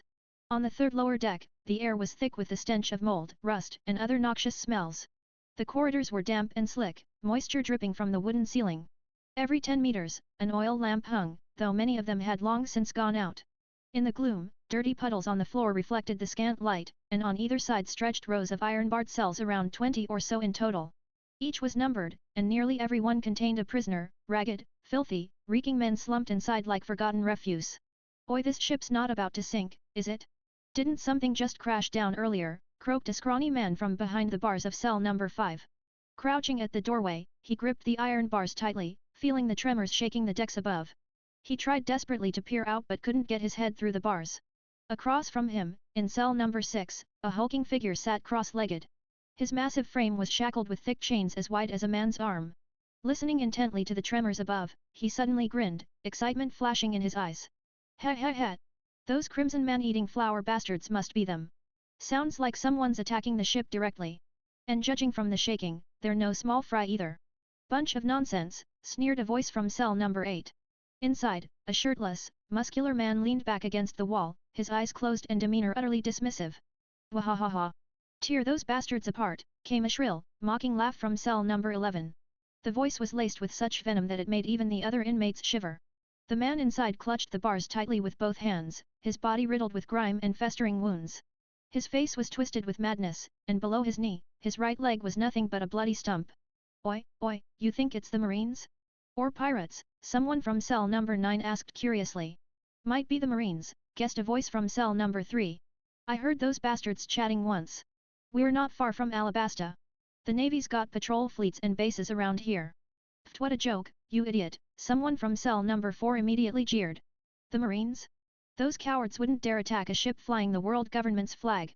Even if they knew this tub belonged to slavers, they wouldn't have the guts. Exactly, a voice from cell number 12 agreed grudgingly. I despise those two scumbags too, but their strength is real. Normal marines wouldn't stand a chance against them. They're all cut from the same rotten cloth, someone spat venomously from cell number 1. Ria ha ha ha. I hope it's pirates. That way I won't go from one prison straight into another, from slavers to the marines, someone laughed mockingly from cell number 15. Gajejejet. Dream on. We're way too close to the marine branch in the Alabasta kingdom for that, another prisoner in cell number 17 sneered loudly. The third lower deck descended into utter chaos. Prisoners cursed, mocked, and bellowed obscenities that echoed off the damp, grimy walls. Most were pirates, though some were bounty hunters or merchant guards. All of them had once been powerful enough to catch the eye of Elver and Paradis of the Crimson Man-eating flower. Some had been pirate captains, some first mates, others independent bounty hunters, and every last one had been strong enough to warrant their capture. Suddenly, cough, cough, shut the hell up, you worthless trash. Do you want to die so badly? A voice, thick with killing intent and fury, rang out from the ship's stern. That voice. It's him. It's gotta be him. Wait, don't tell me he's the one who fell just now. The din fell silent almost instantly. Everyone started whispering, guessing at the source of that ominous voice. Drib. Drib. Drib. Tap. Tap, tap. Tap, tap, tap, tap. The faint sound of dripping water was quickly drowned out by the heavy, deliberate sound of footsteps. A tall figure slowly emerged from the shadows. Gulp. Am I seeing things? No way. Am I hallucinating? Paradis, looks like that. The entire third lower deck froze. From the darkness came a man so battered he was almost unrecognizable. He was tall, still wearing a tattered, blood-soaked suit. The dripping wasn't water at all, it was blood. His clothing was in ruins, his body covered in wounds, blood streaming freely onto the floor, pooling around his feet as he walked. His face was grotesquely swollen and discolored, teeth missing, and a massive gash ran across his scalp, bleeding profusely. The trail he left behind wasn't just a trail, it was a river of blood. Clank, clank, clank. Wahahaha. Look at you, Paradis. Got the stuffing beat out of you, hi. Wahahaha. The madman in cell no 11, the one-legged Sraya, rattled his cell bars in glee, laughing so hard he nearly choked. Still bleeding, Paradis coughed up a mouthful of blood, shooting a venomous glare at him. Cough, Sraya, you bastard, you want me to put you down right now? Come on then. Come on. You piece of garbage. You think I'm scared of you? I'd rather die than live like this. You'll die too, mark my words. You'll die too. Sraya howled back without a shred of fear, his mad eyes blazing with hatred. Sraya, formerly a navy captain at a nearby branch, had once been a rising star. But after being denied a major promotion by his superior out of jealousy, he'd been betrayed. That superior had bribed Elver and Paradis to ambush him.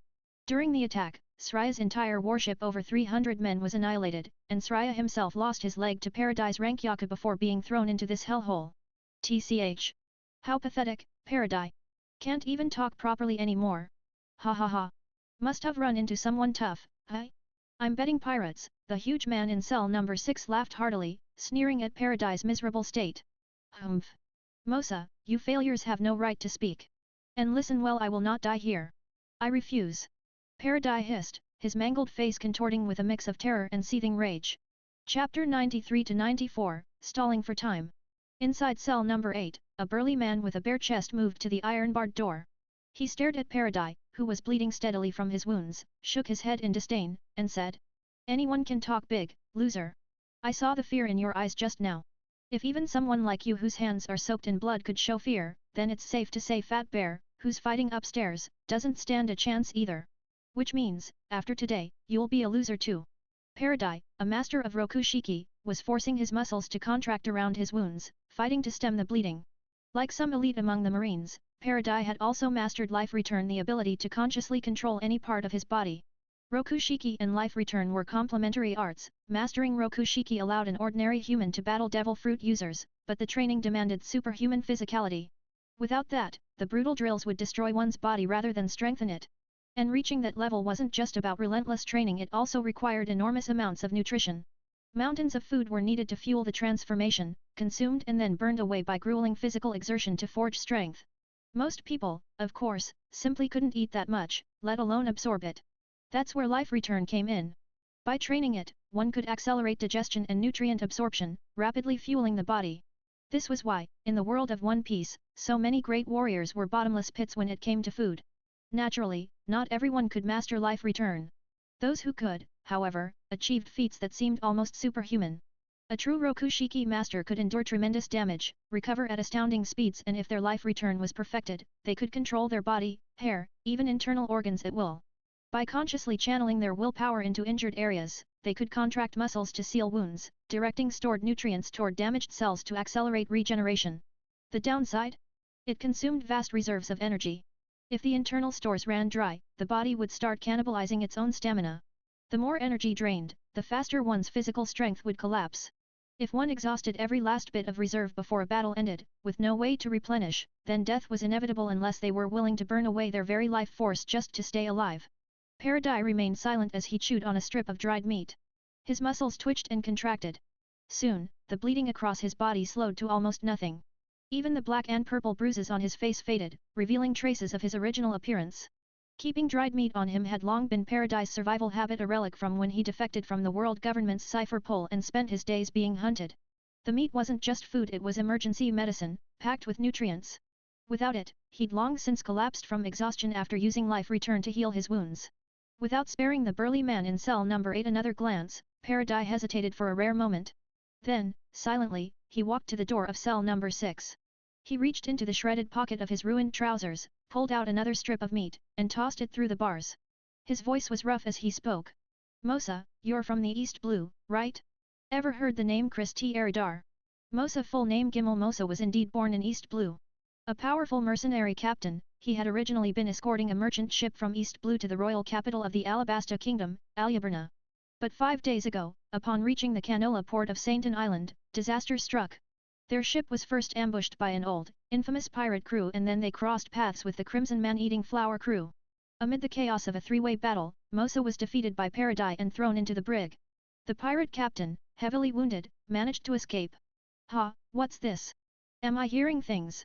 From within cell number 6, Mosa, a broad-shouldered man chained tightly to the wall, first blinked in astonishment at the strip of meat, then snatched it up, sneering at Paradis. "You begging me for help now?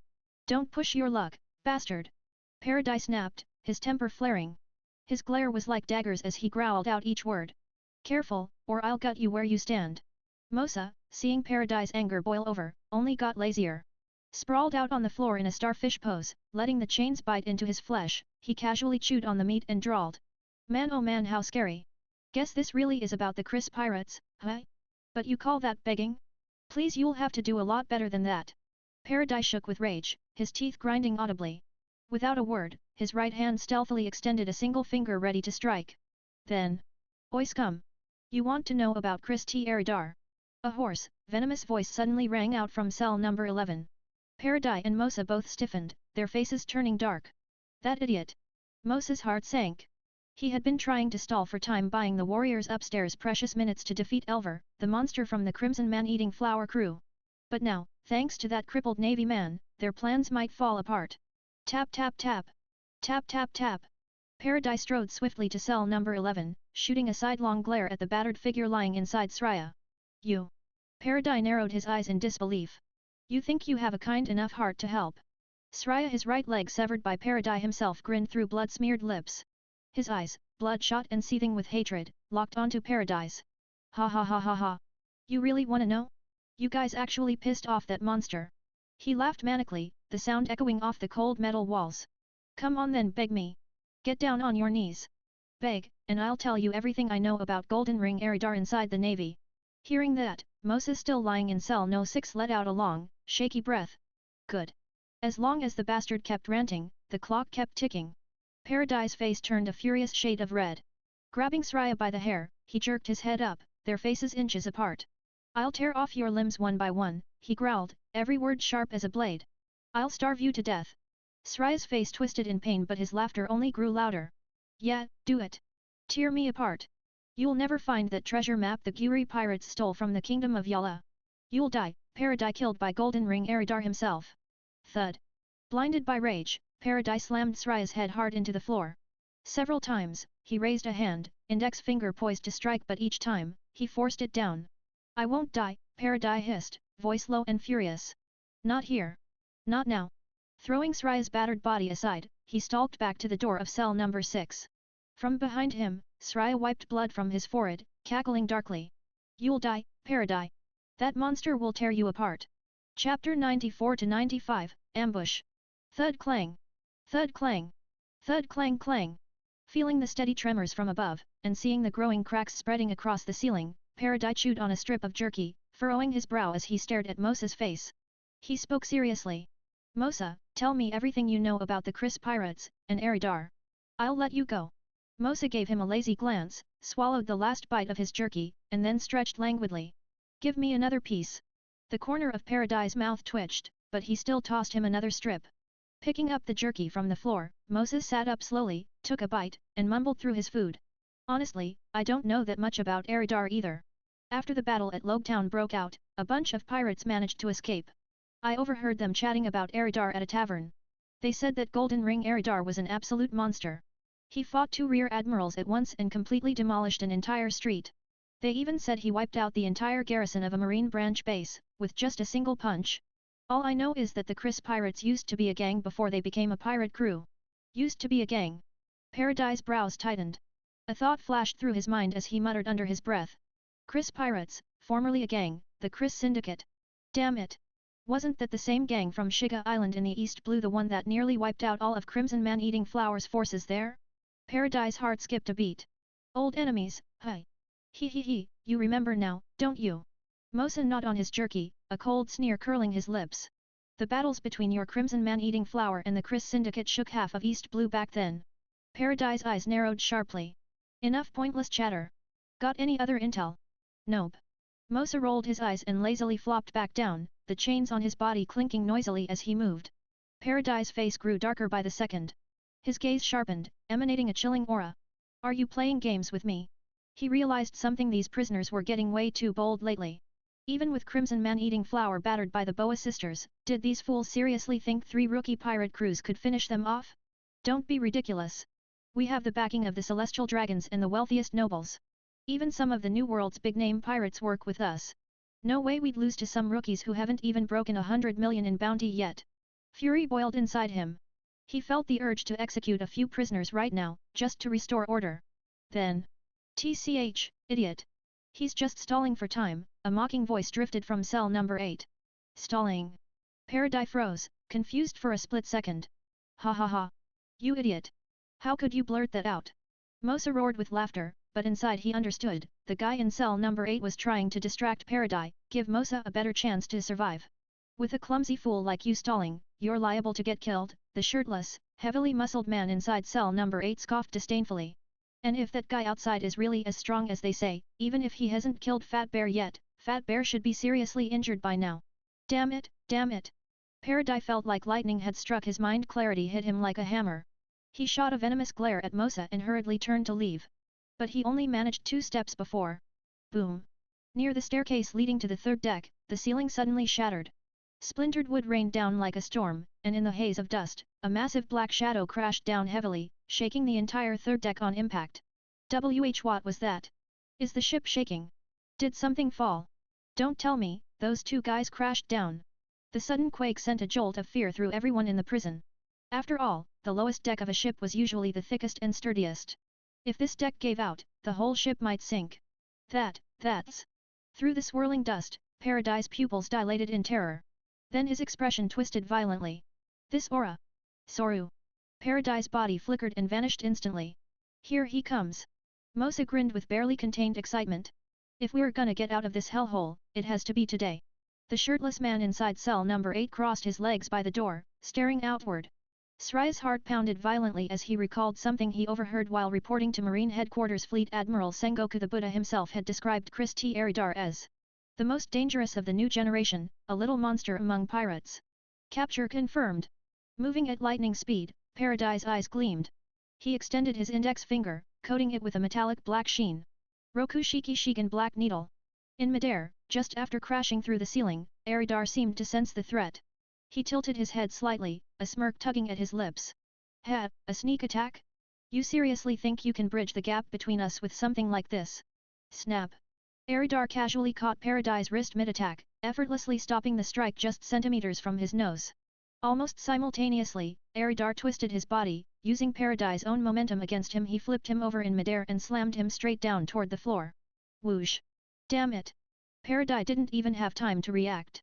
In that instant, Eridar had already hurled him down with overwhelming force, creating a blast of wind strong enough to scatter dust, splinters, and debris before he even hit the ground. Down below, the giant black shape that had fallen earlier suddenly sensed danger overhead. He opened his eyes and nearly coughed up blood at the sight. You bastard! You're using him as a projectile. Despite his injuries, he immediately rolled frantically out of the way, forgetting all about dizziness or pain. If I take a direct hit from that, I'm dead. Boom! The third deck shook violently again. Paradise's body smashed halfway into the thick deck, cracks spider webbing outward in all directions. Thud thud! Eridar landed lightly, his boots thudding against the shattered deck. In the dim light, the massive shadow finally rose to its feet, a towering grizzly bear, well over 3 meters tall. Blood soaked its shaggy brown fur, the wounds hidden beneath matted tufts, but obvious from the slick stains. It was none other than Fat Bear Nisero Elver. Human traffickers. I hate them the most. Especially powerful ones. And ambushers? Even worse. Eridar stepped forward, his boots tapping lightly against the blood-stained floor, until he stood before the barely conscious Paradise. His voice was low, almost gentle, but brimming with murderous intent. Paradise, struggling to keep himself awake, glared up at Eridar with bloodshot eyes, clenching his teeth as he spat out a hoarse threat, I'll kill you. Eridar chuckled darkly. Hat. Look at that ugly face of yours. You actually survived my punch and still have enough of a human shape left to glare at me. Thick skin, huh? He sneered, deliberately rubbing salt in Paradise's wounds, both physical and spiritual. You. Palladi's fury was so intense he nearly coughed up blood. You bastard, are you trying to wipe out my entire Crimson Man-eating flower crew? A massive brown-furred bear of a man stomped toward Eridar, blood oozing from his injuries, his feral gaze locked onto his enemy. The overwhelming killing intent he exuded made the air itself seem to tremble. You're just a bunch of trash, Eridar said with a contemptuous glance at the towering behemoth before him. With a casual motion, he shrugged off his tattered coat, revealing a torso covered in savage claw marks that barely seemed to faze him. Roar! The bearman let out a deafening roar, so powerful that it distorted the air itself. Then, without warning, he charged forward like an unstoppable tank, his colossal body moving with shocking speed. Tch loudmouth, Eridar grumbled, covering one ear against the sonic onslaught, feeling the very air being pushed around by the sheer force of the roar. But when Eridar saw the giant barreling toward him, he didn't flinch. Instead, he surged forward with a roar of his own. Idiot! You think a move like that will work against me? A blur of motion, one large, one small, collided at blinding speed. They had been standing close to each other to begin with, less than 2 seconds passed before impact. One swung a massive, clawed paw, the other, a hardened iron fist. Thum clang! Hoom! For a split second, the world seemed to go silent, then a shockwave of compressed air exploded outward from the clash, distorting the very atmosphere in visible ripples. Everything within a 10-meter radius was flattened by the blast. Even Paradise, who had been half embedded in the broken floor, was sent flying like a ragdoll. It's useless. Useless. No matter how many times you try, the outcome will always be the same. Against me, you don't stand a chance. Eridar's fists and feet, hardened with armament haki, rained down upon the bear man with relentless force. Every punch and kick struck with such crushing power that even the 3-meter-tall giant was forced to stagger back, wounds tearing open and blood spraying anew. Don't kid yourself. You think a rookie pirate crew and a greenhorn captain like you can wipe out my Crimson Man-eating flower? Never. Elver, now fully transformed into his beastly bear form, roared in desperation, swinging his enormous claws wildly in an attempt to turn the tide. But all he could do was defend, desperately blocking blow after blow. In that moment, he bitterly regretted ever crossing a monster like Eridar. This wasn't a battle. It was a nightmare, like facing down a pirate lord from the New World itself. Meanwhile, outside on the open sea, the Chris was closing in fast on the Saint Florent. But the Chris wasn't firing at the abandoned ship, no, its cannons were aimed at the scattered survivors of the Crimson Man-eating flower, now desperately fleeing across the water. Boom! Boom! Boom! Kaboom! Kaboom! Thunderous cannon fire rumbled across the waves. Solid cannonballs smashed into the sea, sending up towering columns of water and, grimly, sprays of blood. Help! Somebody help us! Row! Row, damn it! No! Please, spare me! I surrender! Damn you all to hell! I curse you! You filthy bastards! I'll haunt you all! Screams of terror, desperate pleas for mercy, and bitter curses filled the air as the Crimson Man-eating flower's remaining crew scattered like terrified rats. Their pitiful lifeboats looked like ants beside the enormous Chris, and with every cannon volley, their hopes of survival withered. The sea was now a graveyard, bodies floated amid shattered wood and torn sails. Some corpses were barely recognizable, torn apart by the massive shells. Over 600 elite crew members, the main force of the Crimson Man-Eating Flower, were being wiped out in this slaughter. Originally, they had already suffered heavy losses at the hands of the Pirate Empress, losing nearly 300 of their best. They had yet to recover. Now, their remaining strength was being utterly annihilated. Had Elver and Paradis managed to regroup their full forces, summoning their vassals and allies, and faced the Chris pirates in a straight-up naval battle, the outcome might have been different. The Chris pirates probably couldn't have won such a head-on fight. Sweeping through the Crimson Man-Eating Flower like this would have been unthinkable. After all, the Crimson Man-Eating Flower had earned their fearsome reputation across all four seas, the Grand Line's Paradise, and even the New World. They'd clashed with marines, pirates, and other slaver crews countless times. Though slavers were despised, their strength was real. Becoming one of the most infamous human trafficking crews wasn't a fluke. But unfortunately for them, Elver and Paradis had chosen to bring only their core members. And now, faced with the overwhelming might of the Chris pirates, they were being crushed. In terms of firepower, both sides had battleships on par with a navy first-rate. In terms of numbers, the Chris pirates only had about 300 crewmen, while the Crimson Man-Eating Flower boasted over 600 seasoned veterans. But among the Chris pirates, the upper ranks held monstrous powerhouses. And truthfully, only Oliver and Eridar had seriously entered the fray. Oliver and Paradis had fought to a standstill. Oliver had injured Paradis, but Paradis' mastery of Jeppo made him a slippery opponent, limiting Oliver's effectiveness. In the end, it was Eridar who tipped the scales, taking Paradis down in an instant and hammering Elver into retreat. Their battle had nearly torn the giant battleship apart. Though Elver was still standing, it was obvious his defeat was only a matter of time. Oi! Aim carefully. Don't let a single one of them get away. Quick! Shoot! Shoot them all down! Yeah! Kill those filthy trafficker scum! How dare they strut around on our turf before? Bang! Bang! Bang! Bang! Bang! From the Chris's decks, pirates leaned over the railings, rifles blazing. They fired without hesitation, cutting down the fleeing slavers in droves, ignoring any pleas for mercy. Old grudges ran deep. Many of the Chris pirates' crew had lost friends and brothers to the Crimson Man-Eating Flower back in the East Blue. Even the newer recruits, once they heard the full story, joined in with bloodthirsty fervor. Bullets rained down, riddling the slavers with holes, making sure that none would escape their well-deserved end. Chapter 96-97, Defeat, Part 2. At the bow of the Chris, a few officers and crewmates gathered, all staring at the commotion aboard the Saint Florent. Leaning forward, peering out curiously, Arlen clicked his tongue. Looks like the fight's gotten pretty intense. They're all down in the lower decks now. Oliver shot him a sidelong glance and sighed, with Captain's strength, tearing that ship apart would be child's play. What's there to be surprised about? Bakken, his eyes as wide as saucers, rumbled, we should maybe go take a look? Seems awful quiet over there. Let's not, Gorbo said solemnly, patting Bakken's thick arm. If we accidentally get caught in the captain's shockwave, well, if we survive, that's fine. But if not, we'd have no one to blame but ourselves. At Gorbo's warning, Bakken immediately deflated. He knew all too well how monstrous their new captain's strength was. Even with his massive frame, taking just one punch would leave him reeling in agony, unable to even cry out properly. Hey, big guy, you're tough. Why don't you go check it out for us? Millie and Mina teased in unison, their eyes gleaming with mischief. And no way. Bakken jumped like he'd been electrocuted, tucked his head in, and plopped down onto the deck. If you're not going, then stay put.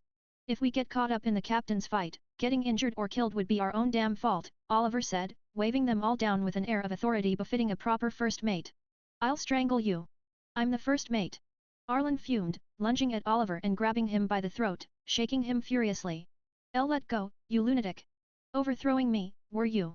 I'll kill you, you backstabbing traitor. Let go. I'm warning you, I'll fight back. Bring it on. You think I'm scared? Inside the third floor of the St. Florent's lower decks. Thud. Whoosh. Boom. A giant black paw slammed into Eridar's head like a gust of wind, sending him flying straight into an empty storage room with a tremendous crash. Huff. Huff. Did I take him down? Elver, who had transformed into a colossal bear, panted heavily. His legs gave out, and he collapsed onto the floor, propping himself up with trembling arms. His body rapidly shrank as the brown fur retracted into his skin. In no time, Elver was back to his human form, a bloated figure, rolls of fat trembling all over his body, sweat pouring down in sheets, quickly soaking the ground beneath him. Crash! Pushing away the broken timber that had fallen on him, Aridar staggered out of the wreckage, clutching his aching head. His vision swam, and as he shook it off, the black surface of his forehead gleamed with a faint metallic sheen. Phew! That was close. Thought I was done for, Aridar muttered, patting the spot he'd hardened with armament haki. Grimacing, he rubbed where Elver's paw had smacked him. Damn, that hurts. Even running on fumes, you still pack a punch. As expected of a Zoan user. Huff. Huff. Huff. You monster, stop bluffing, you bastard, Elver gasped in shock, staring at Aridar, who looked virtually unharmed. Hearing his mocking tone, Elver roared and charged. Ha ha ha. Aridar threw his head back and laughed. Look at you, turning into a giant bear between the two of us, who's really the monster? Indeed, compared to Aridar's relatively normal human form, Elver's bear transformation looked far more monstrous. Ha, you've got a sharp tongue, Elver sneered, pushing himself off the ground and wiping the blood from his mouth. Then what does that make you? A monster wearing human skin? Who cares? Aridar tilted his head, smiling lazily. You've been to the New World. You should know the term monster is just a compliment for the strong. Ha ha ha ha. Elver suddenly laughed, but the sound was bitter. Then his laughter stopped dead as he glared wide-eyed at Aridar. You call surviving in the New World playing? You've got no idea what you're talking about, you ignorant little brat. What else would you call it? Aridar's gaze turned chillingly indifferent. His cold stare made Elver's blood run cold. Compared to his previous life, this one was infinitely more liberating. He didn't have to bow or scrape to anyone.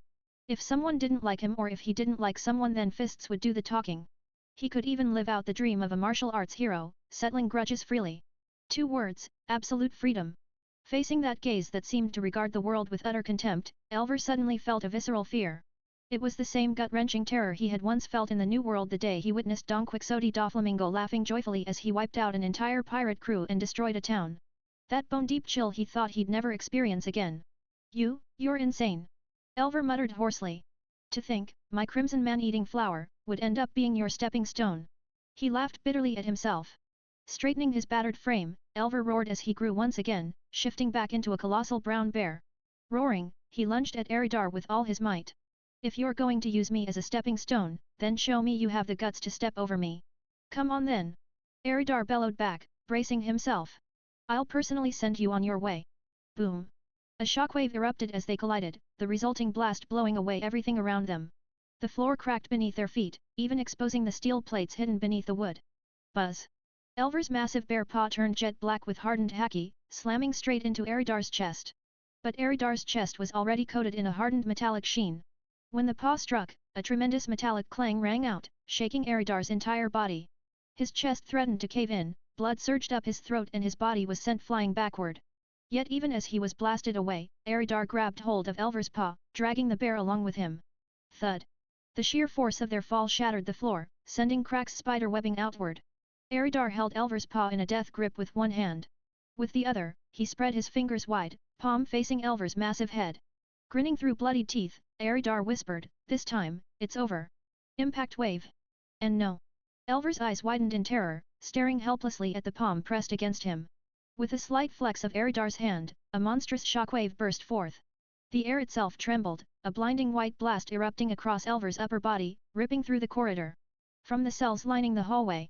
What the hell was that? What's going on? Was that a shockwave? Damn it, don't let it hit us too. Chaos exploded as the shockwave tore through the prison wing.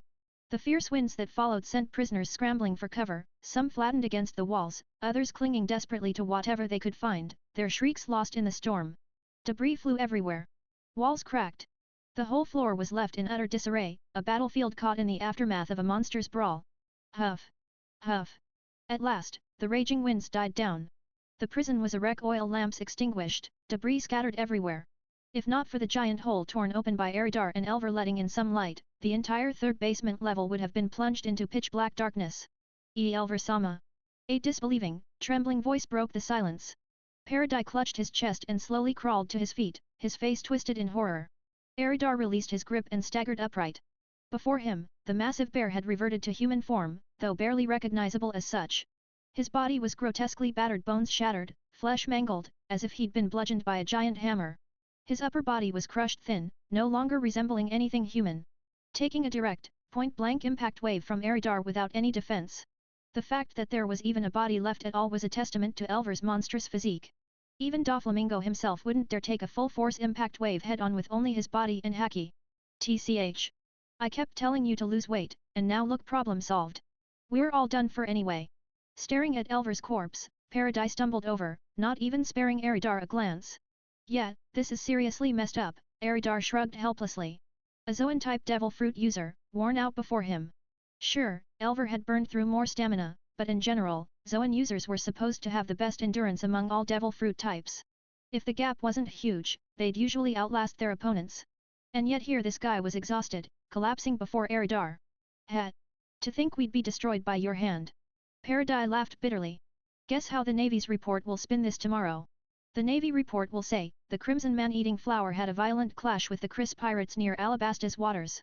After an intense battle, the Crimson Man-Eating Flower was annihilated. The leader, Fat Bear Nisero Elver and Butler Agent Paradise were killed by the Golden Ring Chris T. Eridar. Eridar's voice was steady, but a mocking undertone lingered. And the world government's papers?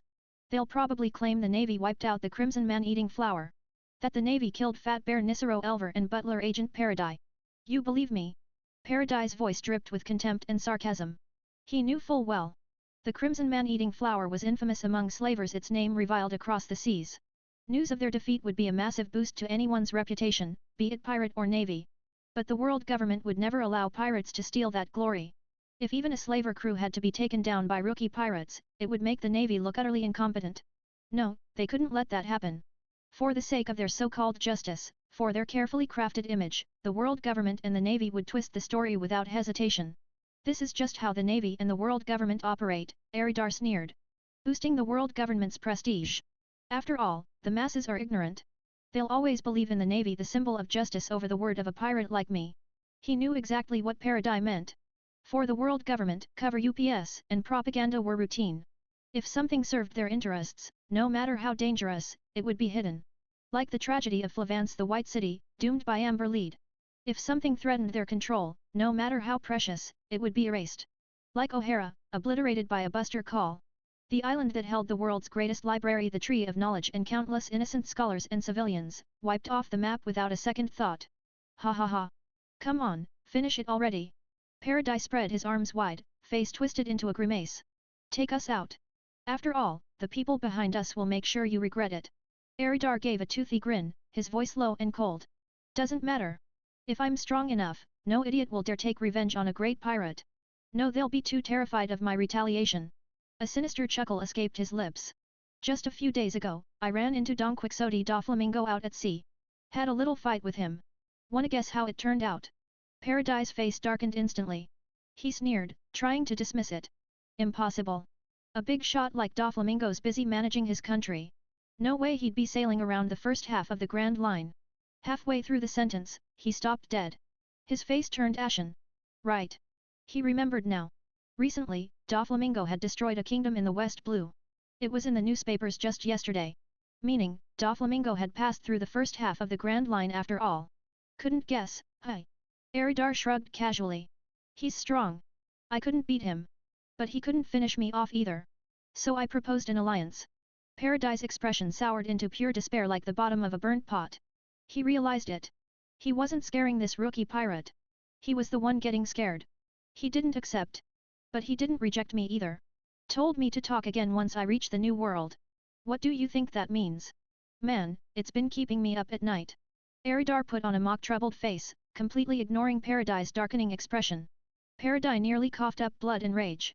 Someone the likes of Doflamingo would even consider allying with. It wasn't just strength. Without a backing strong enough to move a fleet admiral or at least noble connections among the celestial dragons, no one would dare touch him. Even high nobles and tycoons would steer clear. Talk too much, time to end this. In a flash, Eridar's expression turned cold. With a shave Soru he vanished from sight. Secret technique Divine Spiral. With a sharp roar, Eridar reappeared beneath Paradise in a low crouch. Both fists clenched, palms facing each other, one up, one down, and drove them viciously into Paradise's gut. Boom!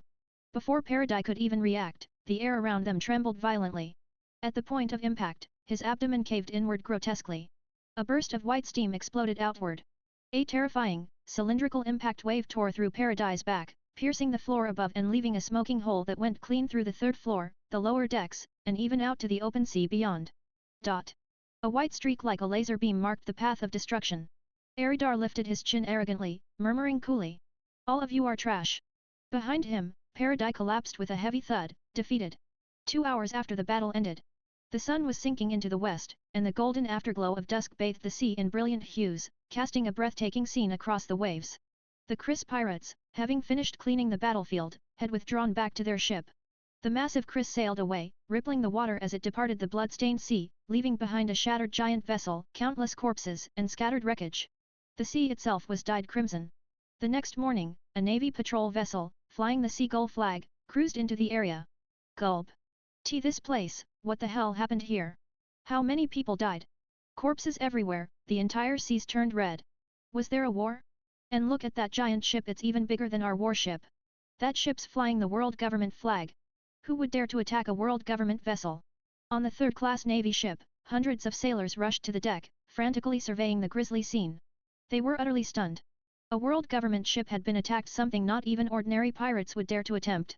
Most of the crew on board were fresh recruits, and it was their first time witnessing such sheer carnage. This area bordered the Alabasta Sea, home to one of the 7 warlords of the sea. With a nearby marine base, Navy ships regularly patrolled the surrounding waters. Generally, pirates who entered this region behaved discreetly, only a few reckless fools caused trouble. Even powerful rookie pirates chose to keep a low profile here. As a result, the local naval division didn't see much combat. Many of the new recruits had little to no experience in real battle. That explained why over half the crew of this patrol ship were greenhorns.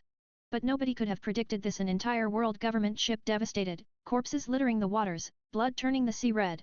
It was far too much for the rookies to bear. Hiss! Whoever did this must be insanely bold. Attacking a world government vessel. A Navy officer draped in a coat of justice sucked in a cold breath, staring at the battle-scarred giant ship ahead. He had served 5 years at the nearby division and patrolled this area dozens of times. Never had he encountered something this disastrous. "Sea Captain, what should we do?"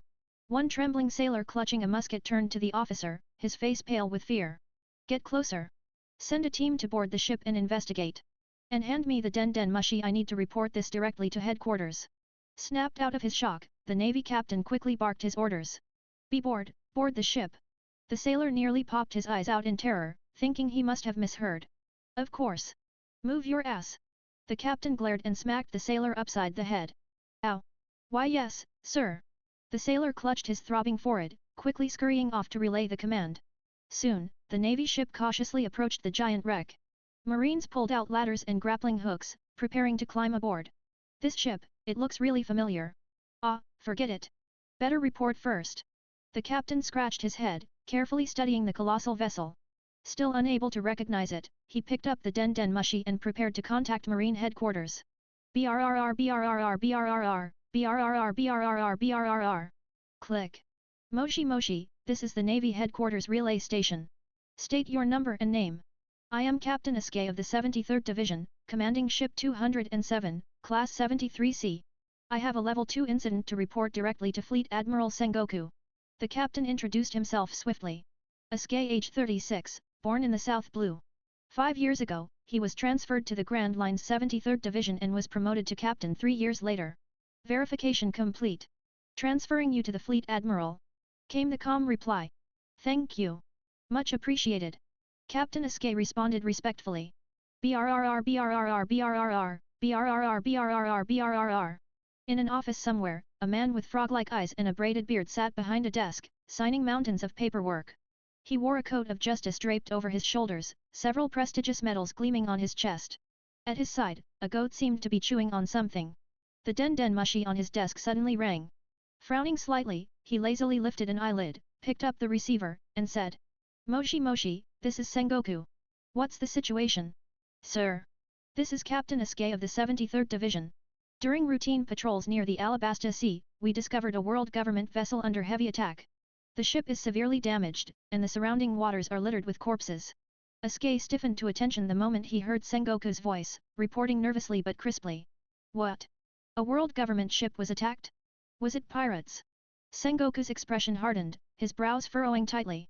In recent times, over 10 world government ships had been assaulted. Some were critical government vessels, others merchant ships under the government's protection, and even ships belonging to high-ranking officials. Most of these attacks were the work of pirates displaced from the New World. After marine operations scattered many crews in the New World, those survivors who fled while defeated were still formidable. Compared to the newcomers and third-rate pirates of Paradise and the Four Blues, they were living disasters. With the Navy's main forces still entangled in the New World, there weren't enough resources left to chase these remnants. The patrol and sweep fleets stationed in Paradise and the Blues struggled to keep up, and their successes were minimal. Many of the attacks on world government ships were carried out by these dangerous veterans. The Navy and world government were furious, but for now, their hands were tied. No idea, sir. The ship is a giant on par with a first-class warship. No record of it passing through our division.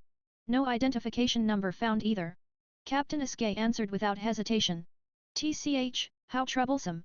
Could it be a covered government ship? Sengoku frowned even deeper. No registration, no prior report to nearby marine divisions. It was possible the vessel was part of some secret government operation. That would complicate the investigation even further. Fleet Admiral Sengoku, this ship, it feels strangely familiar. I can't quite place it, but I'm pretty sure it's not a government-covered ship. Isekai'd hesitated for a moment, then cautiously voiced his thoughts. After all, the underhanded dealings between the Marines and the world government were an open secret among the officers. As a division captain, Isekai'd knew better than most. Oh? What makes you say that? Sengoku's voice sharpened. Well, according to the reports from my men, the ship's design is extremely flashy. And it's built almost to the standards of a first-class battle cruiser. Isekai'd answered honestly. Chapter 99 to 100, The Winds Are Rising. So that's how it is. Sengoku nodded, finally understanding. Unless it was a top-secret mission of extraordinary importance, the world government would never deploy a massive battleship built to the highest naval standards just to transport personnel. Even if it was a covered operation requiring such a colossal ship, it wouldn't be so flashy and conspicuous. Moreover, for the sake of speed, any such vessel would have fewer cannons than a standard Navy battleship. That said, the firepower of a ship this size even with reduced armament was still ferocious enough to decimate most ordinary ships with ease. Sounds like they're using ships registered under the world government's merchant fleet or something similar. Describe the ship's appearance to me, Sengoku instructed sharply over the den mushi. Yes, sir.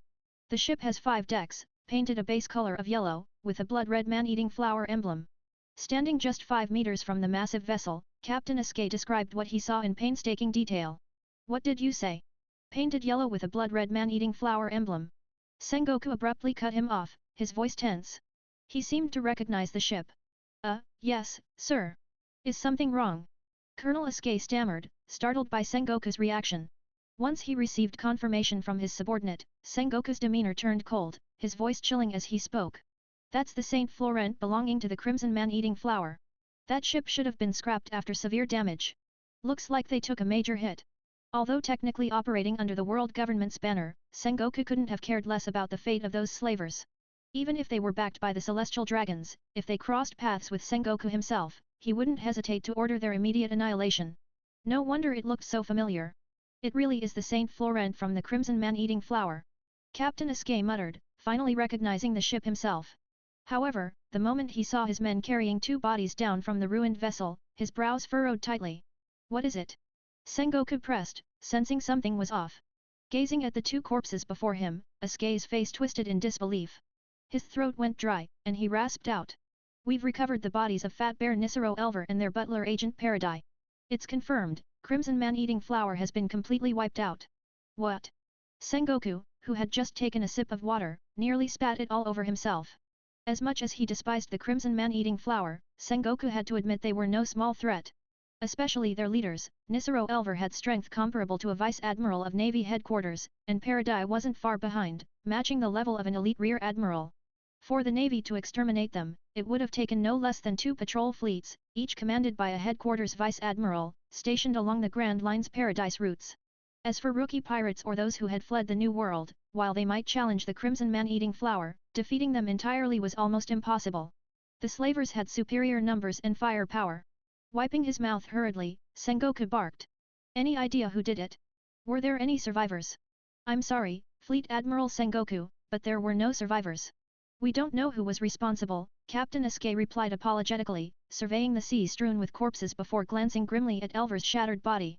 Fat Bear's upper torso looks like it was smashed by a giant hammer, it's completely unrecognizable. Sengoku's voice came through the den mushi, grim and unyielding. Investigate it. I'm authorizing Division 73 to get to the bottom of this even if it means entering the Kingdom of Alabasta. I'll negotiate with Alabasta's government myself. If you encounter Crocodile, tell him to call me directly. Your mission is to uncover exactly who wiped out the Crimson Man-eating flower. Report back once you have the answer.